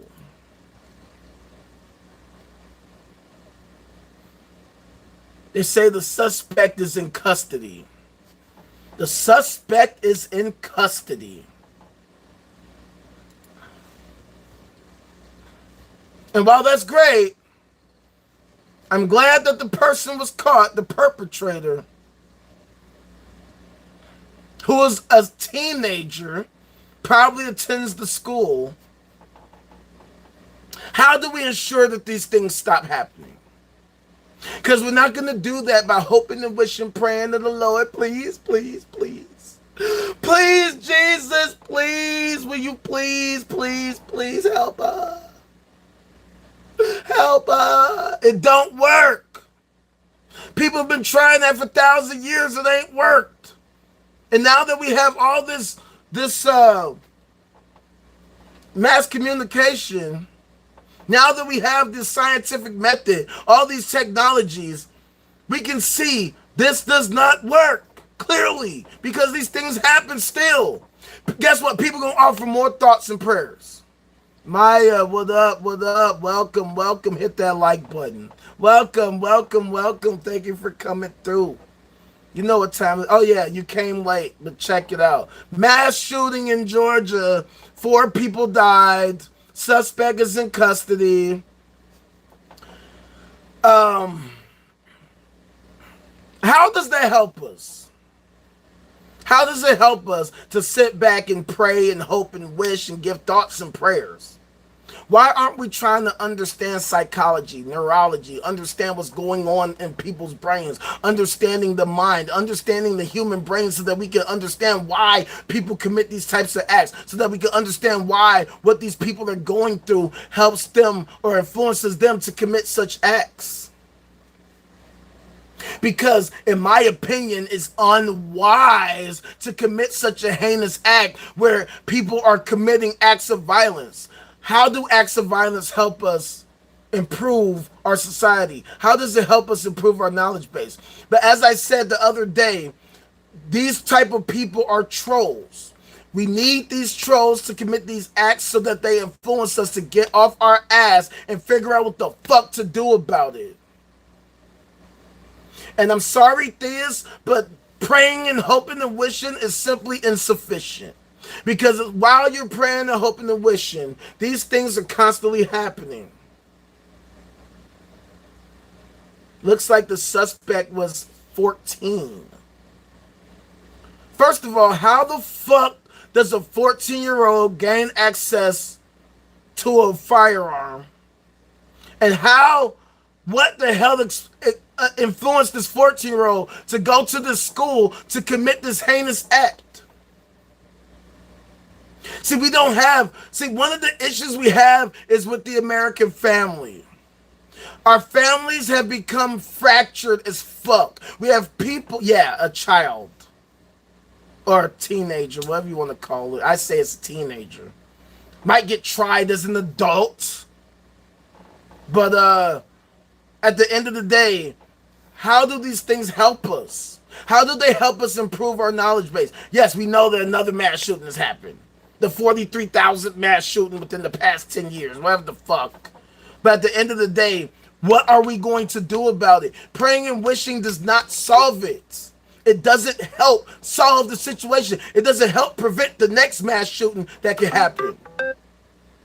We have all these different sciences. Yeah, we have all these different people who are deciding that they are going to absolutely refuse to contribute to any form of solution. Because they don't want to believe in the sciences, which is contradictory, counterintuitive to our ability to create a well-functioning society for ourselves. Because we have a society that does not value logic, that doesn't value actual wisdom. We indoctrinate people to believe all sorts of nonsense. One of the reasons why we have so many theists in America and across the world is because people are brought into the world by theists who are going to feed this nonsense into their brains to give them a warped sense of reality, so that they now are out in the world, out and about with this warped sense of reality, thinking that they are doing great and wonderful things, not realizing that what they're doing and what they're saying is detrimental. And yes, Jamie, that's exactly a good point. That's a fucking great point. Great point, right? Because we have this hyper-capitalist nation that we have, it becomes super difficult for people to actually earn enough money to where they can provide for their families. One income stream is not enough. Hell, it's gotten to the point where even 2 income streams aren't enough. People are struggling far and wide to make ends meet. People lack the time and the ability to properly educate themselves about various fucking issues, various topics. And because theism isn't the deepest, most complex thing in the world, they don't have to delve super deep into theism. All they need to learn is John 3:16 or some other fucking passage. All they need to do is believe in something and that's it. They can feel good about themselves. And that is one of the biggest issues with reality. That, look, reality as it is actually complex as fuck. People want everything to be super simple, super easy, super understandable. But that's not going to happen if you're not working towards actually truly understanding reality. And then because we have this hyper-capitalist nation, you have all these, like I said earlier, you have all these different institutions, all these different moneyed interests that benefit from keeping people ignorant. So if you, even if you get a great education at a great institution, they're not providing you with enough education about the things that matter. People get into more specialized branches so that they don't learn all these different other things. Science is not something that is properly taught. People aren't even properly taught why science is our greatest tool in the world. As I've stated on countless occasions, I used to be anti-science. I used to hate science. I thought it was boring. I thought it was hard. Why the fuck should we care? But once I took astronomy and started deconstructing from Christianity, theism, I started to understand, no, actually science is our greatest tool in existence. If it wasn't for science, we wouldn't be here right now actually conversing. We wouldn't have community. Y'all wouldn't be in the chat saying, hey, what's up, Silk? Hey, what's up, Maya? Hey, Penny. Hey, Rich, my guy, Silk, what's good? What's good? Because we wouldn't have the technology to be able to have these capabilities. And that is the thing. With our wisdom, with our knowledge base, we should be constantly widening the base. We should be constantly contributing to the base. We should be able to teach kids why these things are important so that they can contribute. And that, like I said, we could create a snowball effect, a positive feedback loop of constantly improving knowledge and wisdom so that we can all know and understand as much as we can about reality so we can manipulate our reality to our collective benefit so that we can improve upon the human body, upon human health, mental health, physical health, so that we can eliminate different diseases and viruses from the human condition, so that we can understand why people suffer from psychological disorders, so that we can understand psychological disorders, so that we can better treat these disorders, so that we can eliminate these disorders. In fact, so that we can actually improve human cognition, improve our ability to be wise, improve our ability to understand as much as we can about everything, so that we're not such a fractured society, so that we're not such a fractured community. See, and that's why the politics is such a huge part of it. There are so many political individuals, candidates, institutions that have a grand desire to ensure that people remain ignorant as fuck. You got the Republicans coming out with Project 2025. They think that if they get in the office, they can legislate their sci-fi fantasy bullshit on the rest of us. Now, if what they believed was true, why would they need to insert it into the politics? If it was true, we could have real discussions about it. They could show us that what they believe is true, and then they could show us that their entire worldview is helpful. But the opposite is true. They believe all sorts of nonsense. They hate it when you dare to oppose them and their beliefs. And the same is true of the quote-unquote left, the Democrats, the liberals. They subscribe to a lot of this nonsense too. As much as they love to attack the Republicans and their ridiculous ideologies and worldviews, a lot of these fucks on the quote-unquote left also subscribe to this bullshit. As I told y'all all the time, I live in a super-duper blue city. Chicago is Democrat crazy. I worked the polls a couple years ago. Literally everybody, 100% of the people came in voting Democrat. Every single one of them. Literally 100% of people came in to vote Democrat. These same people, I'm willing to bet that all of them are Christians. I might be the only non-Christian, non-believer in the vicinity.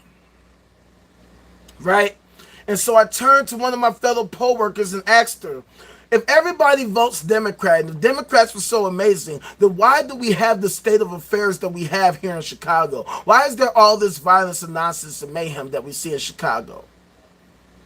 And the lady I was talking to didn't have an answer. She didn't have an answer. Which goes to show that people far and wide have an issue with their ideologies, with their beliefs, with their alliances, with their worldviews, with their political affiliations.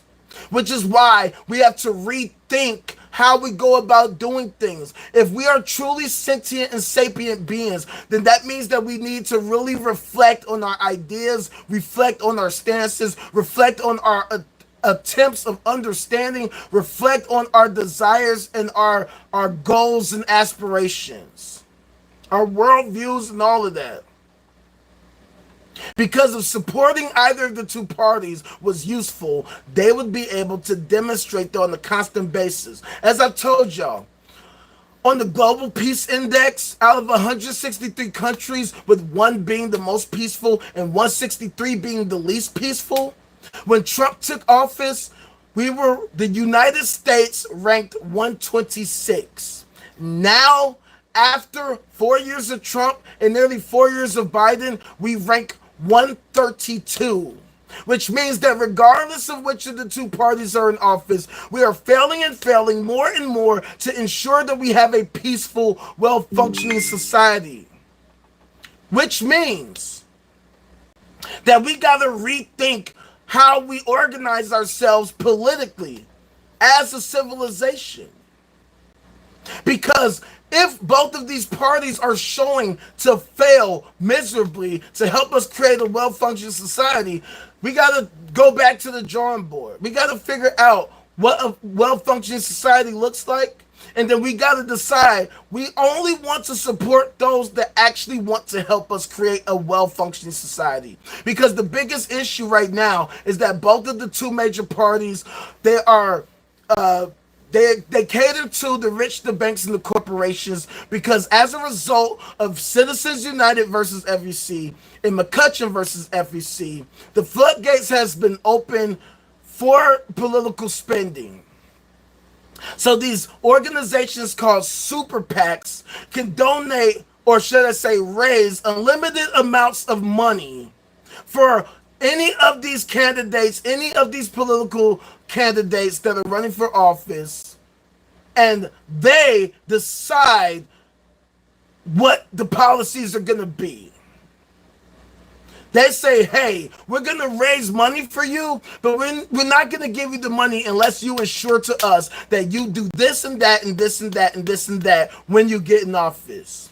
Which is why Princeton University performed a study 10 years ago showing that all of the legislation that had been passed in the previous 30 years have had a net zero effect by the will of the people and has had almost exclusively been impacted by the will of the rich, the banks, and the corporations. I've heard people, even my mom, say things like, oh, well, if you don't vote, you don't get to say what happens when the policy, when the person gets in office. But the irony is that when you do vote, you don't get to have a say. In fact, nobody gets to have a say. As a matter of fact, most people have no idea about hardly any legislation that's ever been passed.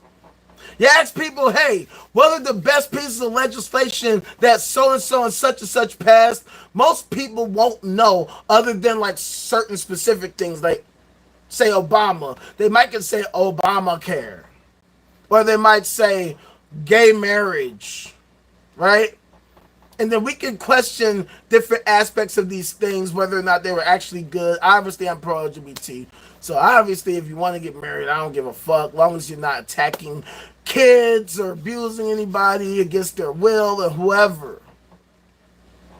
But like, we're talking about presidents who've been in office for years, some of whom have had 2 terms, and most people can't point out to you the wonderful, amazing things that they've done because most people don't really pay attention to politics like that. They really don't.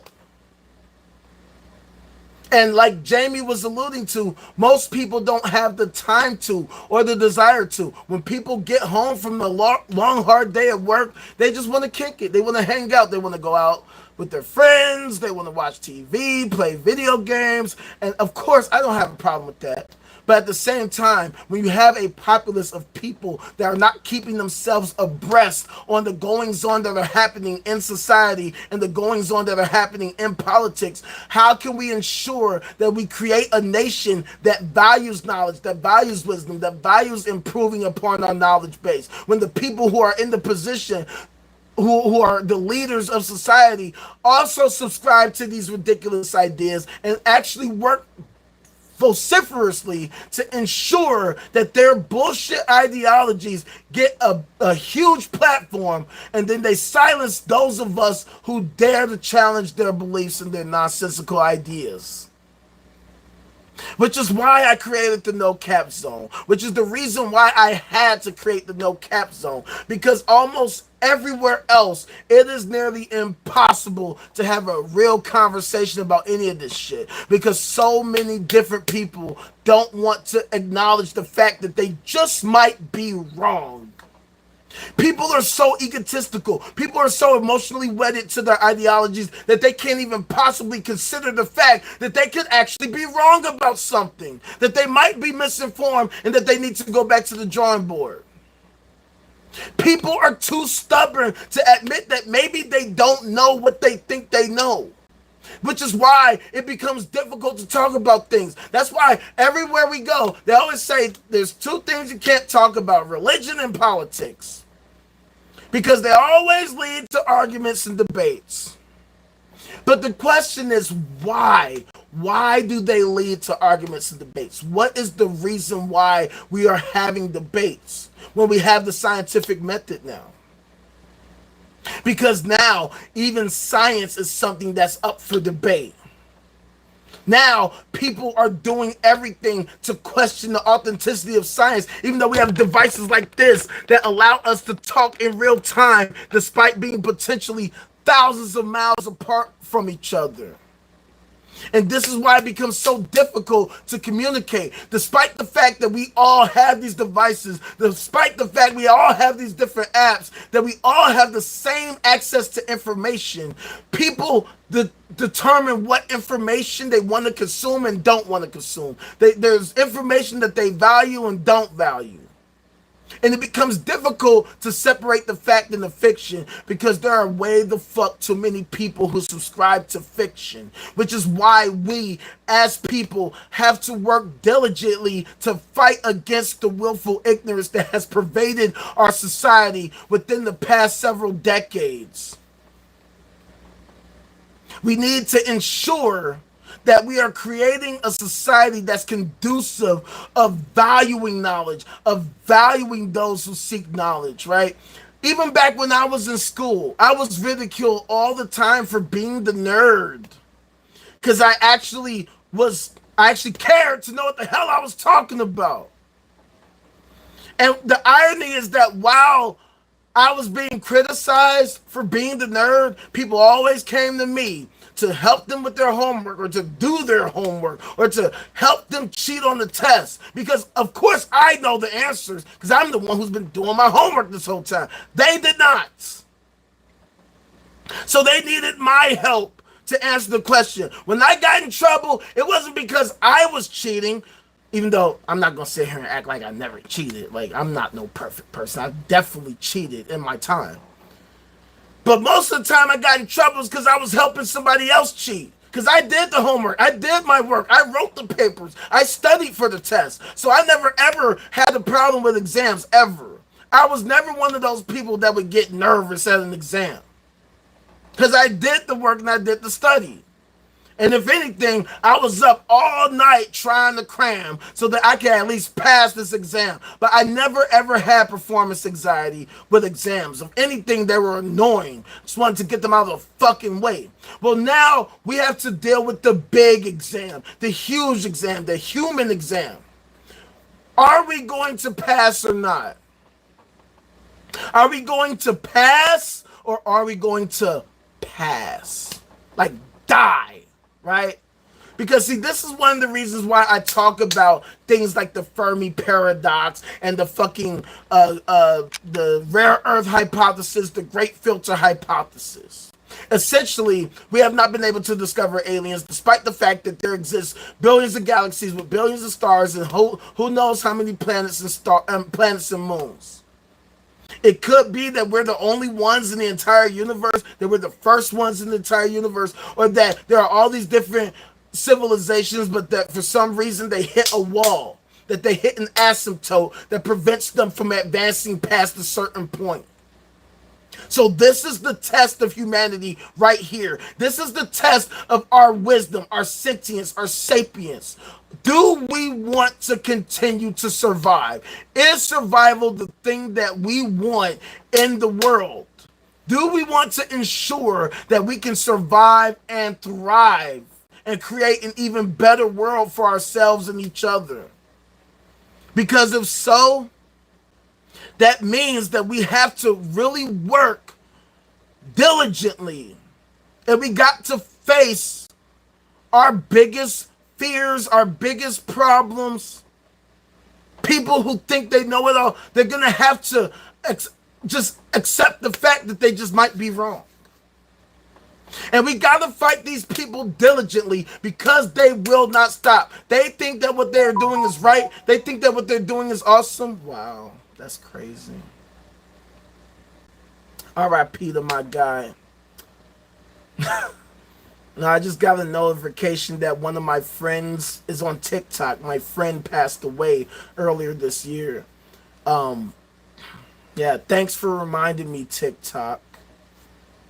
R.I.P. to my guy Ryan, man. Anywho. So that's why we have to go back to the drawing board. We have to go back to the drawing board of understanding what we understand, right? So that's why I say all the time, we have to go back. We have to take a step back so that we can establish a baseline for reality. Because once we establish a solid foundation of wisdom, we can build off of there. That's what we need to do. The whole reason why I started doing all of this is because one of my former friends, somebody that was a dear friend in college, we were having a debate last year.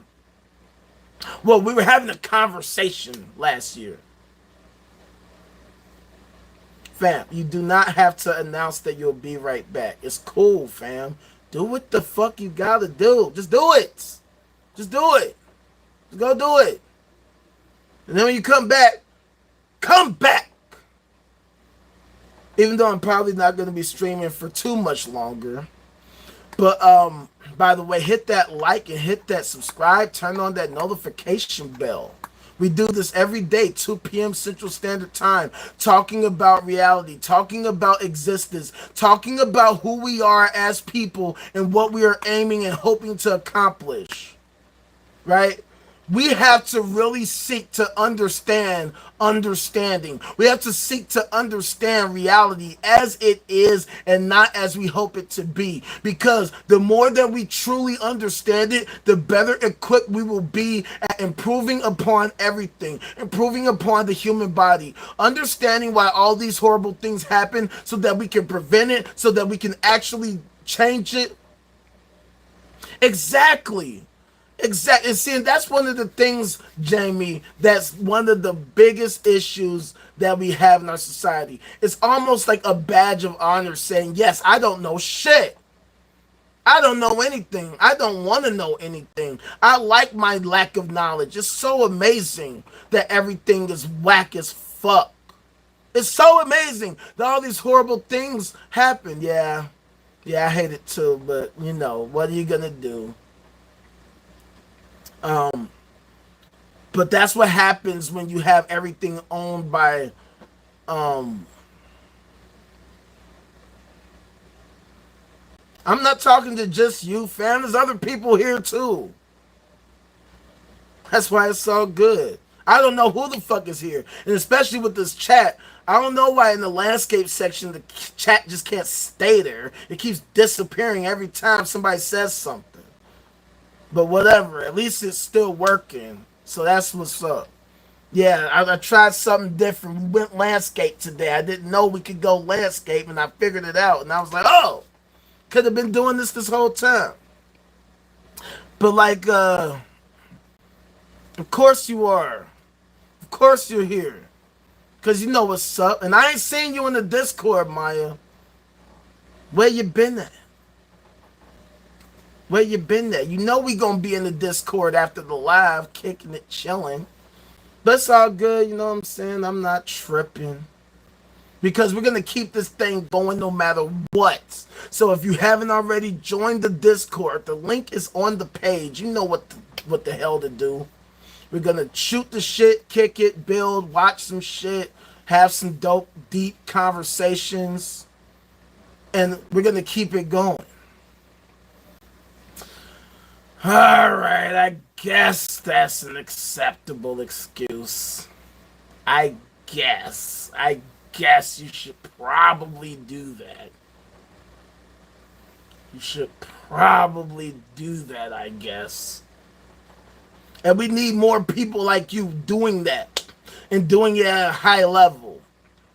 Because at the end of the day, we need more parents. And this is one of the biggest, hugest issues with our society. We need more parents who are able and capable to properly care for their children and instill the right values, the right mind states for them, to teach them to seek understanding, to seek knowledge and wisdom, and to not just take things at face value, to question everything. People aren't taught that around the nation and around the world. People are taught, don't question, believe this, and don't question it at all. If you question God, he gonna be mad at you. He gonna be mad if you question him. And yet these people can't show you where this God thing is, right? And so we have a society full of people who don't value knowledge, who don't value questioning everything. Like I said earlier, I was always ridiculed for being the nerd because I happened to actually do the work. I actually did the work. I read the chapter, I did the assignment, and then I turned it in, got an A or a B or maybe a C at times, and I started getting lazy. But we need more people who can contribute. We need more people who are being exposed to information, who are being exposed to challenges, right? We can't have everybody thinking that it's just so easy. All you got to do is believe this bullshit, and then by believing that, you're going to help improve the world. That's not how it happens. You actually have to do the work, and it's not the easiest thing in the world. Look, science is hard. If it were easy, everybody would be doing it. Discovering new understandings of the reality we inhabit, innovating new technologies, not the simplest shit. Trust me. I took astronomy. The math is difficult, even for me. I was able to do it because I have a math background. But I can totally understand most people not being able to do it because it's very, very tedious work. But at the same time, we need to be creating a society that values the work being done, because that's how we get these technologies. That's how we get these new treatment methods that can treat different conditions and diseases and what have you. And if we have more people contributing to the discoveries, to the innovations, to adding to our knowledge base, we can accomplish so much more. And the mere fact that we have 300 million people in America, that we have 7 to 8 billion people around the world, there is absolutely no excuse as to why, with all these technologies, with all these understandings, that we are still struggling to understand what it means to create a well-functioning society for ourselves. That we're still struggling to understand what it means to understand. And because I'm a transhumanist, I'm not content with the limitations that I have as a human being. Because I'm an extropist, I want to improve. I want to see improvements upon our collective health and well-being. And if it means that we all got to work together interdependently to make it happen, then that's what the fuck we should be doing. We should be working to try to improve upon everything, to try to understand everything. living, not just be content with bullshit. Even though you might be having a nice life, that's cool. Why wouldn't you want it to get even better? Right? Because like I said earlier, one thing we do know for a fact is that we are going to die one day. And I am not personally content with that. And I have no idea why anybody would be content with that. There is so much that I want to see. You mean to tell me the universe is so fucking vast that it might be infinite and we can only live for this super crazy, infinitesimally small bit of time? That's bullshit. You mean to tell me the universe is 13.8 billion years old, and as long as things continue, it can last for quadrillions or whatever the fuck, quintillions of years or whatever the fuck, but we only get to have not even a tenth of a fucking percent of life in this entire shit. Fuck that. You mean to tell me that while we are living this life with this super short lifespan, that we got to deal with suffering, we got to deal with needless suffering, and people being homeless, people suffering from various health conditions, and all these different things, and we can't try to figure out how to mitigate this shit, how to improve our quality of life, how to improve upon the human body? Then what the hell are we doing? Why would we be content with that? My father passed away 2 years ago. I watched him as his final breath left his body. The state he was in when he died was sad as fuck.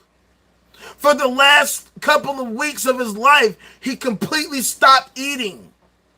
He lost his ability to walk and get up. He didn't even want to go to the bathroom that was right next to his room. He started pissing in jars and shit. And if anybody has had to watch any of their loved ones deteriorate in anything close to that type of way, why the fuck would we all want to experience that same shit? Why would we want anybody else to experience that shit? Why would you want to watch any of your loved ones pass away like that? Why would we not want to control our own destiny? Why would you want to leave it up to chance or leave it up to God when we can gain the control with the wisdom that we have and that we can build upon? People have experienced so many different tragedies. I've had family members get murdered. I've seen friends have families get murdered. I've seen other people in the neighborhood get murdered. I've seen horrible things happen to people all over the place. I've had conversations with people that have told me that, oh yeah, back when I was 10, I was raped by my uncle and blah, blah, blah. Why the fuck are we content with shit like that? Why are we content with mass shootings constantly happening? Why would we want these things to persist when we have the ability to actually figure these things out? Why are people content with going into a building, sitting there, singing songs, clapping their hands, doing dances, doing nothing to help figure all this shit out? Why is this considered great behavior? Why is this considered pious behavior, morally acceptable behavior? If you ask me, it's fucking immoral. It's immoral for anyone to absolutely refuse to learn anything, to value ignorance, to be content with the state of affairs that we have, and the fact that we have political institutions, political parties that love the way things are, that are so happy with the way things are, means that we have a fundamentally, inherently sick society to begin with.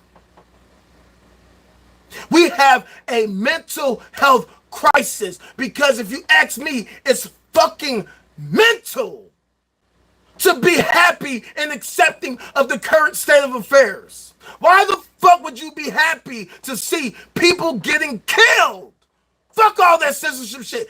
They were killed, murdered. They are dead. They will never come back. Ever. And their families will have to live for that for the rest of their lives. They will have to live with that for the rest of their fucking lives. There is no hoping, wishing, praying of any kind that will ever bring them back. Ever. Any child that has ever been harmed or killed, they are fucked. Literally and figuratively. Why the fuck would we be happy with that? Why would we be accepting of that? Why would we want that to continually persist in our society if we claim to be so intelligent, to be so sentient and sapient? Basically, you're saying, no, you don't want to be sentient and sapient. You want to turn your fucking brain off and not do a goddamn thing to help solve or mitigate any of this shit. How the hell could you possibly think you are even remotely a good person when you are deciding avidly you don't want to think about it at all? You don't want to help contribute to solutions at all. You are content with praying and praying and praying, even though for thousands of years it has never worked ever. I had to watch my uncle die from ALS, Lou Gehrig's disease. I remember when I first found out about what ALS was. That pretty much is a death sentence. That you lose all your bodily functions, but your mind is still intact. And I remember thinking, damn, hope I never have to suffer from that, or that I have to watch any of my loved ones suffer from that, until I had to find out that my Uncle D, rest in fucking peace, suffered from it. That he was diagnosed with it. My father's older brother, oldest brother, he is one of the people that helped me become who I am today. My uncle was one of the people that would take me around to these different charlatans spouting their bullshit, but these were alternative ideologies that exposed me to different ways of thinking. And here's the fucking worst part, right? My uncle D, may he rest in peace, he took me to this one charlatan. I want to say his name was Julian. It began with the J. I want to say it was Julian. This is one of those dudes that was super big into the numerology and the special letters and all that type of shit. And of course, the letter J is the most amazing letter in the alphabet because, you know, you have Jesus and then you have Julian. Jesus and Julian. So clearly the letter J is amazing and it's wonderful. I didn't buy it, but check this. The reason I bring him up, because at my uncle's funeral, this fucking jackass, check it out. So you know how at a funeral, you know, people can come up and give their stories and, you know, bereavements, whatever the case may be. Oh yes, D was such a swell fellow and blah, blah, blah, blah, blah, right? Well, this clown Julian comes up. Yeah, I knew D, he was a good man. It's a shame that he died. But I want to let everybody know that I'm on the book tour. Yes, I just released a new book. So at the end of this, I got my pamphlets that's going to show you my tour dates. I'm going to be in Boston tomorrow, and then I'm going to be in Florida, and then I'm going to be in Cali, and blah, blah, blah, blah, blah, blah, blah. Fuck, what the fuck is wrong with you? This is the type of shit that hyper-capitalism spouts off. This is the type of shit that pisses me off so crazy. that everything is about the money. It doesn't matter what you know. It doesn't matter how good of a person you are or that you're striving to be. It's all about getting that paper. Fuck what you know. Fuck what your wisdom is. And here's the irony to me. I don't recall Jesus the Christ ever having a job.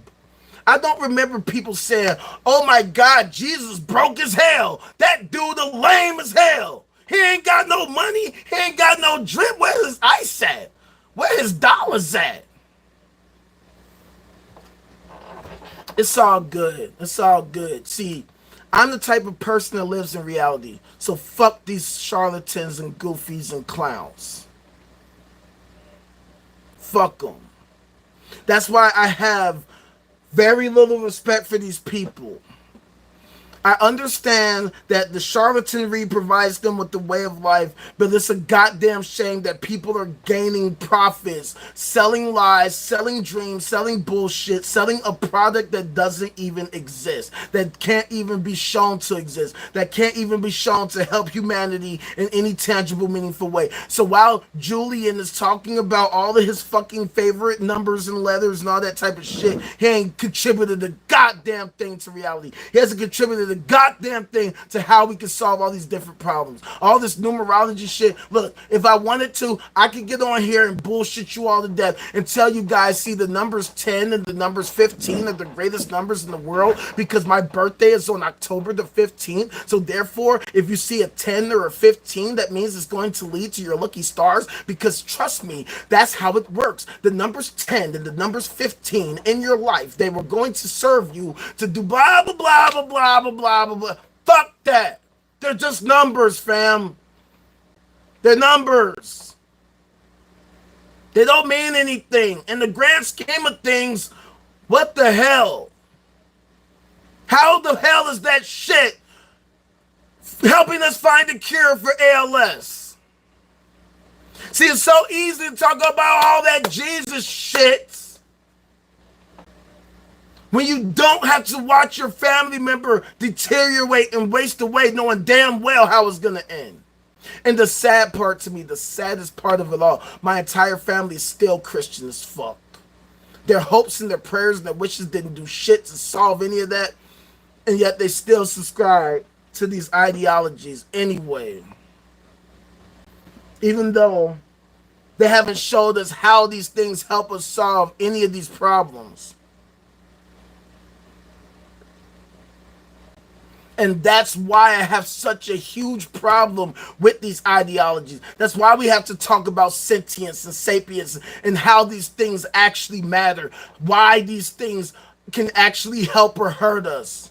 That's why we have to go back to the drawing board. Because if we don't really seek to understand reality as it is, then what the hell are we doing? What in the hell are we doing? What could we ever hope to accomplish sitting in the room singing songs all day? Look, I get it. Concerts are fun. Live performances are fun, right? People go to church pretty much to be entertained. But how does it help us solve any real world problem? Why has it become so difficult to talk about any of these issues at all in real life? Why is it such a horrible thing to question somebody's ideology? To say, hey, don't think you're totally on base right there. We need to actually investigate whether or not this is actually true. And if not, then maybe you need to rethink some things. Maybe you need to learn some things. If you don't think the Big Bang is true, well, maybe you need to read a few more science books, because clearly you don't know what the fuck you're talking about.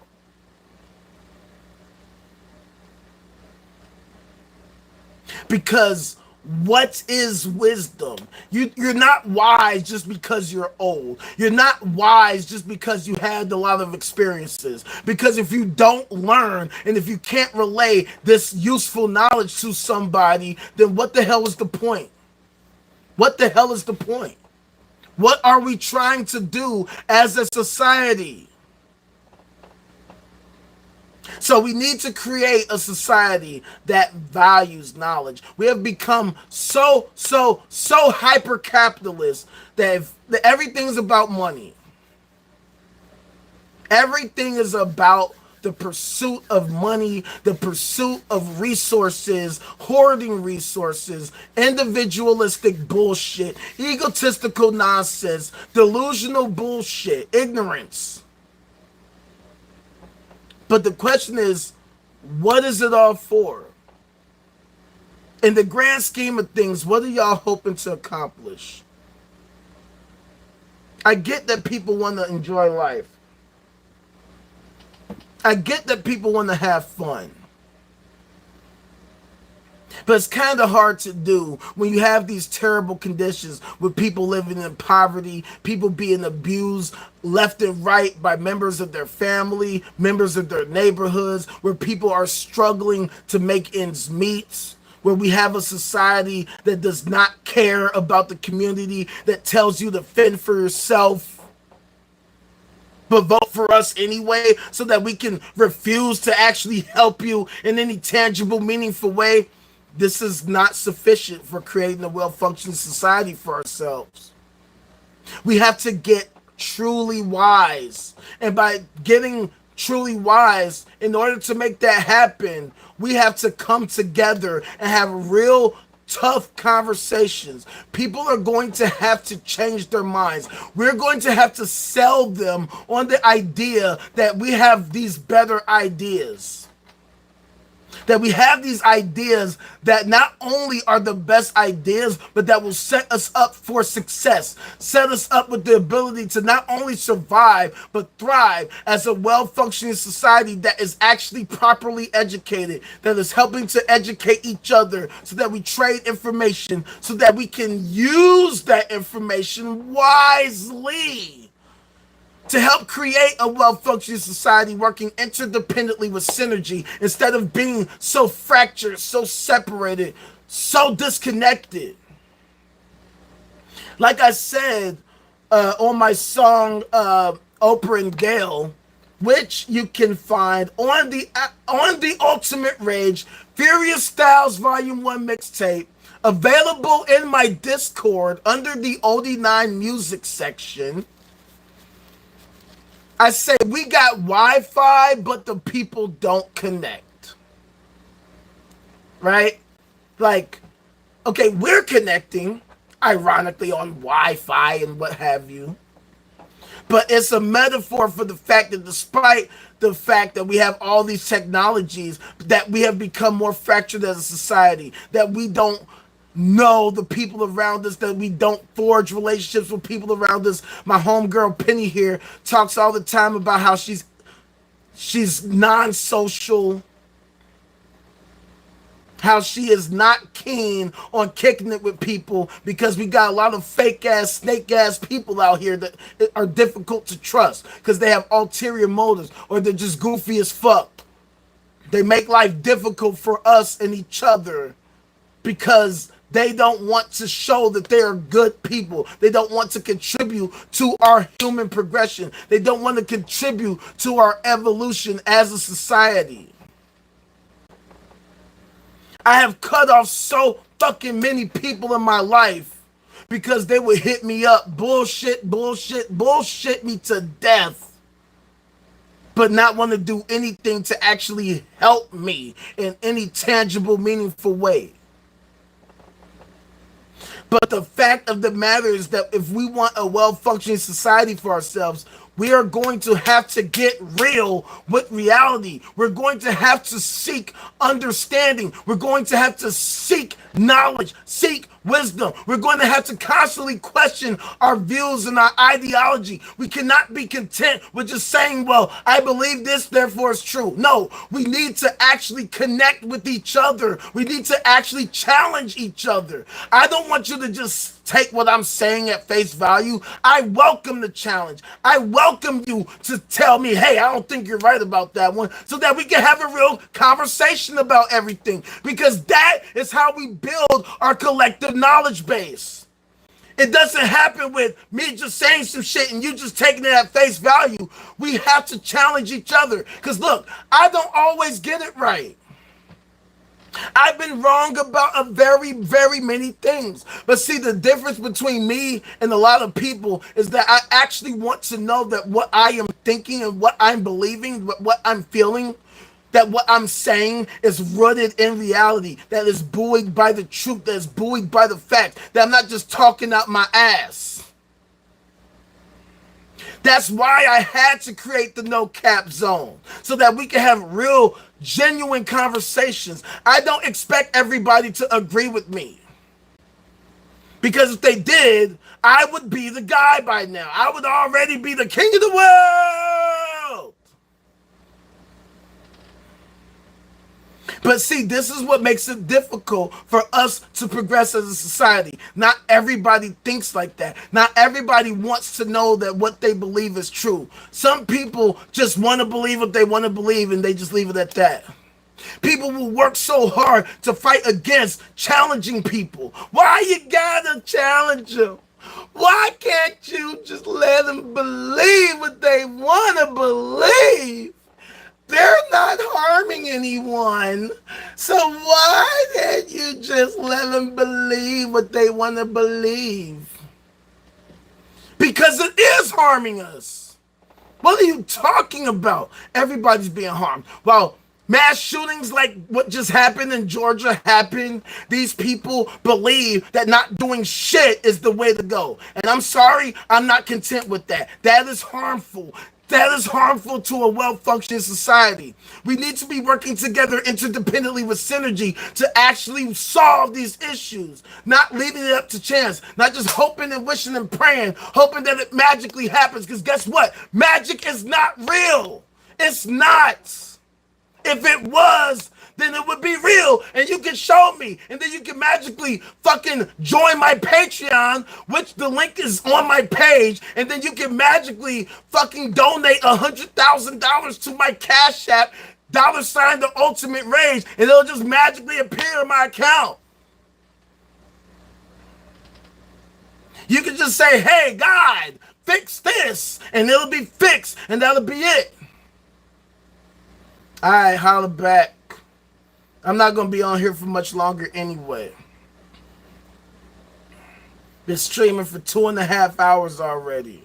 But the fact of the matter is, we as a society need to go back to the drawing board to rethink, to reconsider what we know and what we think we know, so that we can get to the bottom of what the actual truth is. We need to be using our wisdom to improve upon our wisdom. We have to challenge each other and ourselves to ensure that what we think and believe is actually true and rooted in reality. Because if we're not working to understand reality as it is, then what are we doing then? It's no wonder that we don't see alien civilizations out in the universe, right? Because if we are deciding we don't want to expand into the universe, we don't want to understand the nature of reality, and if this is what all life forms do, then of course we would not evolve and expand into building huge megastructures out in space, creating space colonies, fucking engaging in space manufacturing, building bigger and bigger and bigger telescopes so that we can see further and further out into the cosmos, so that we can understand more and more of what is out there in the universe, and engaging in things like quantum physics so we can understand on the smaller scales what the fuck all of this shit is, right? So I think I'm gonna leave it at that, right?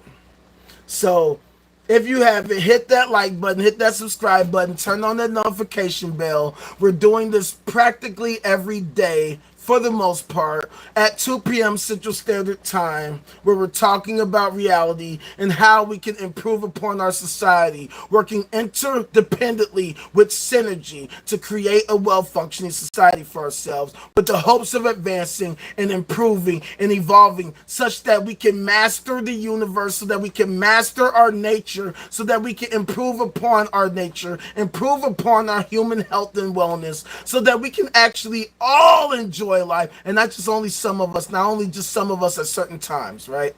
So make sure that you're checking out the Outrageous EP, which is available on all streaming platforms. Make sure that you join the Discord. Link is on the page. Make sure that you're checking out the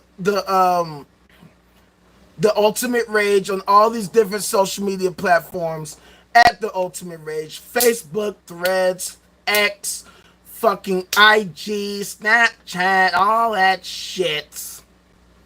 And then you can check out my links on my TikTok too. The Ultimate Rage 9, the Ultimate Rage 079, the Ultimate Rage 0079, and the Ultimate Rage 00079. Alright? And then, like I said, join the Patreon.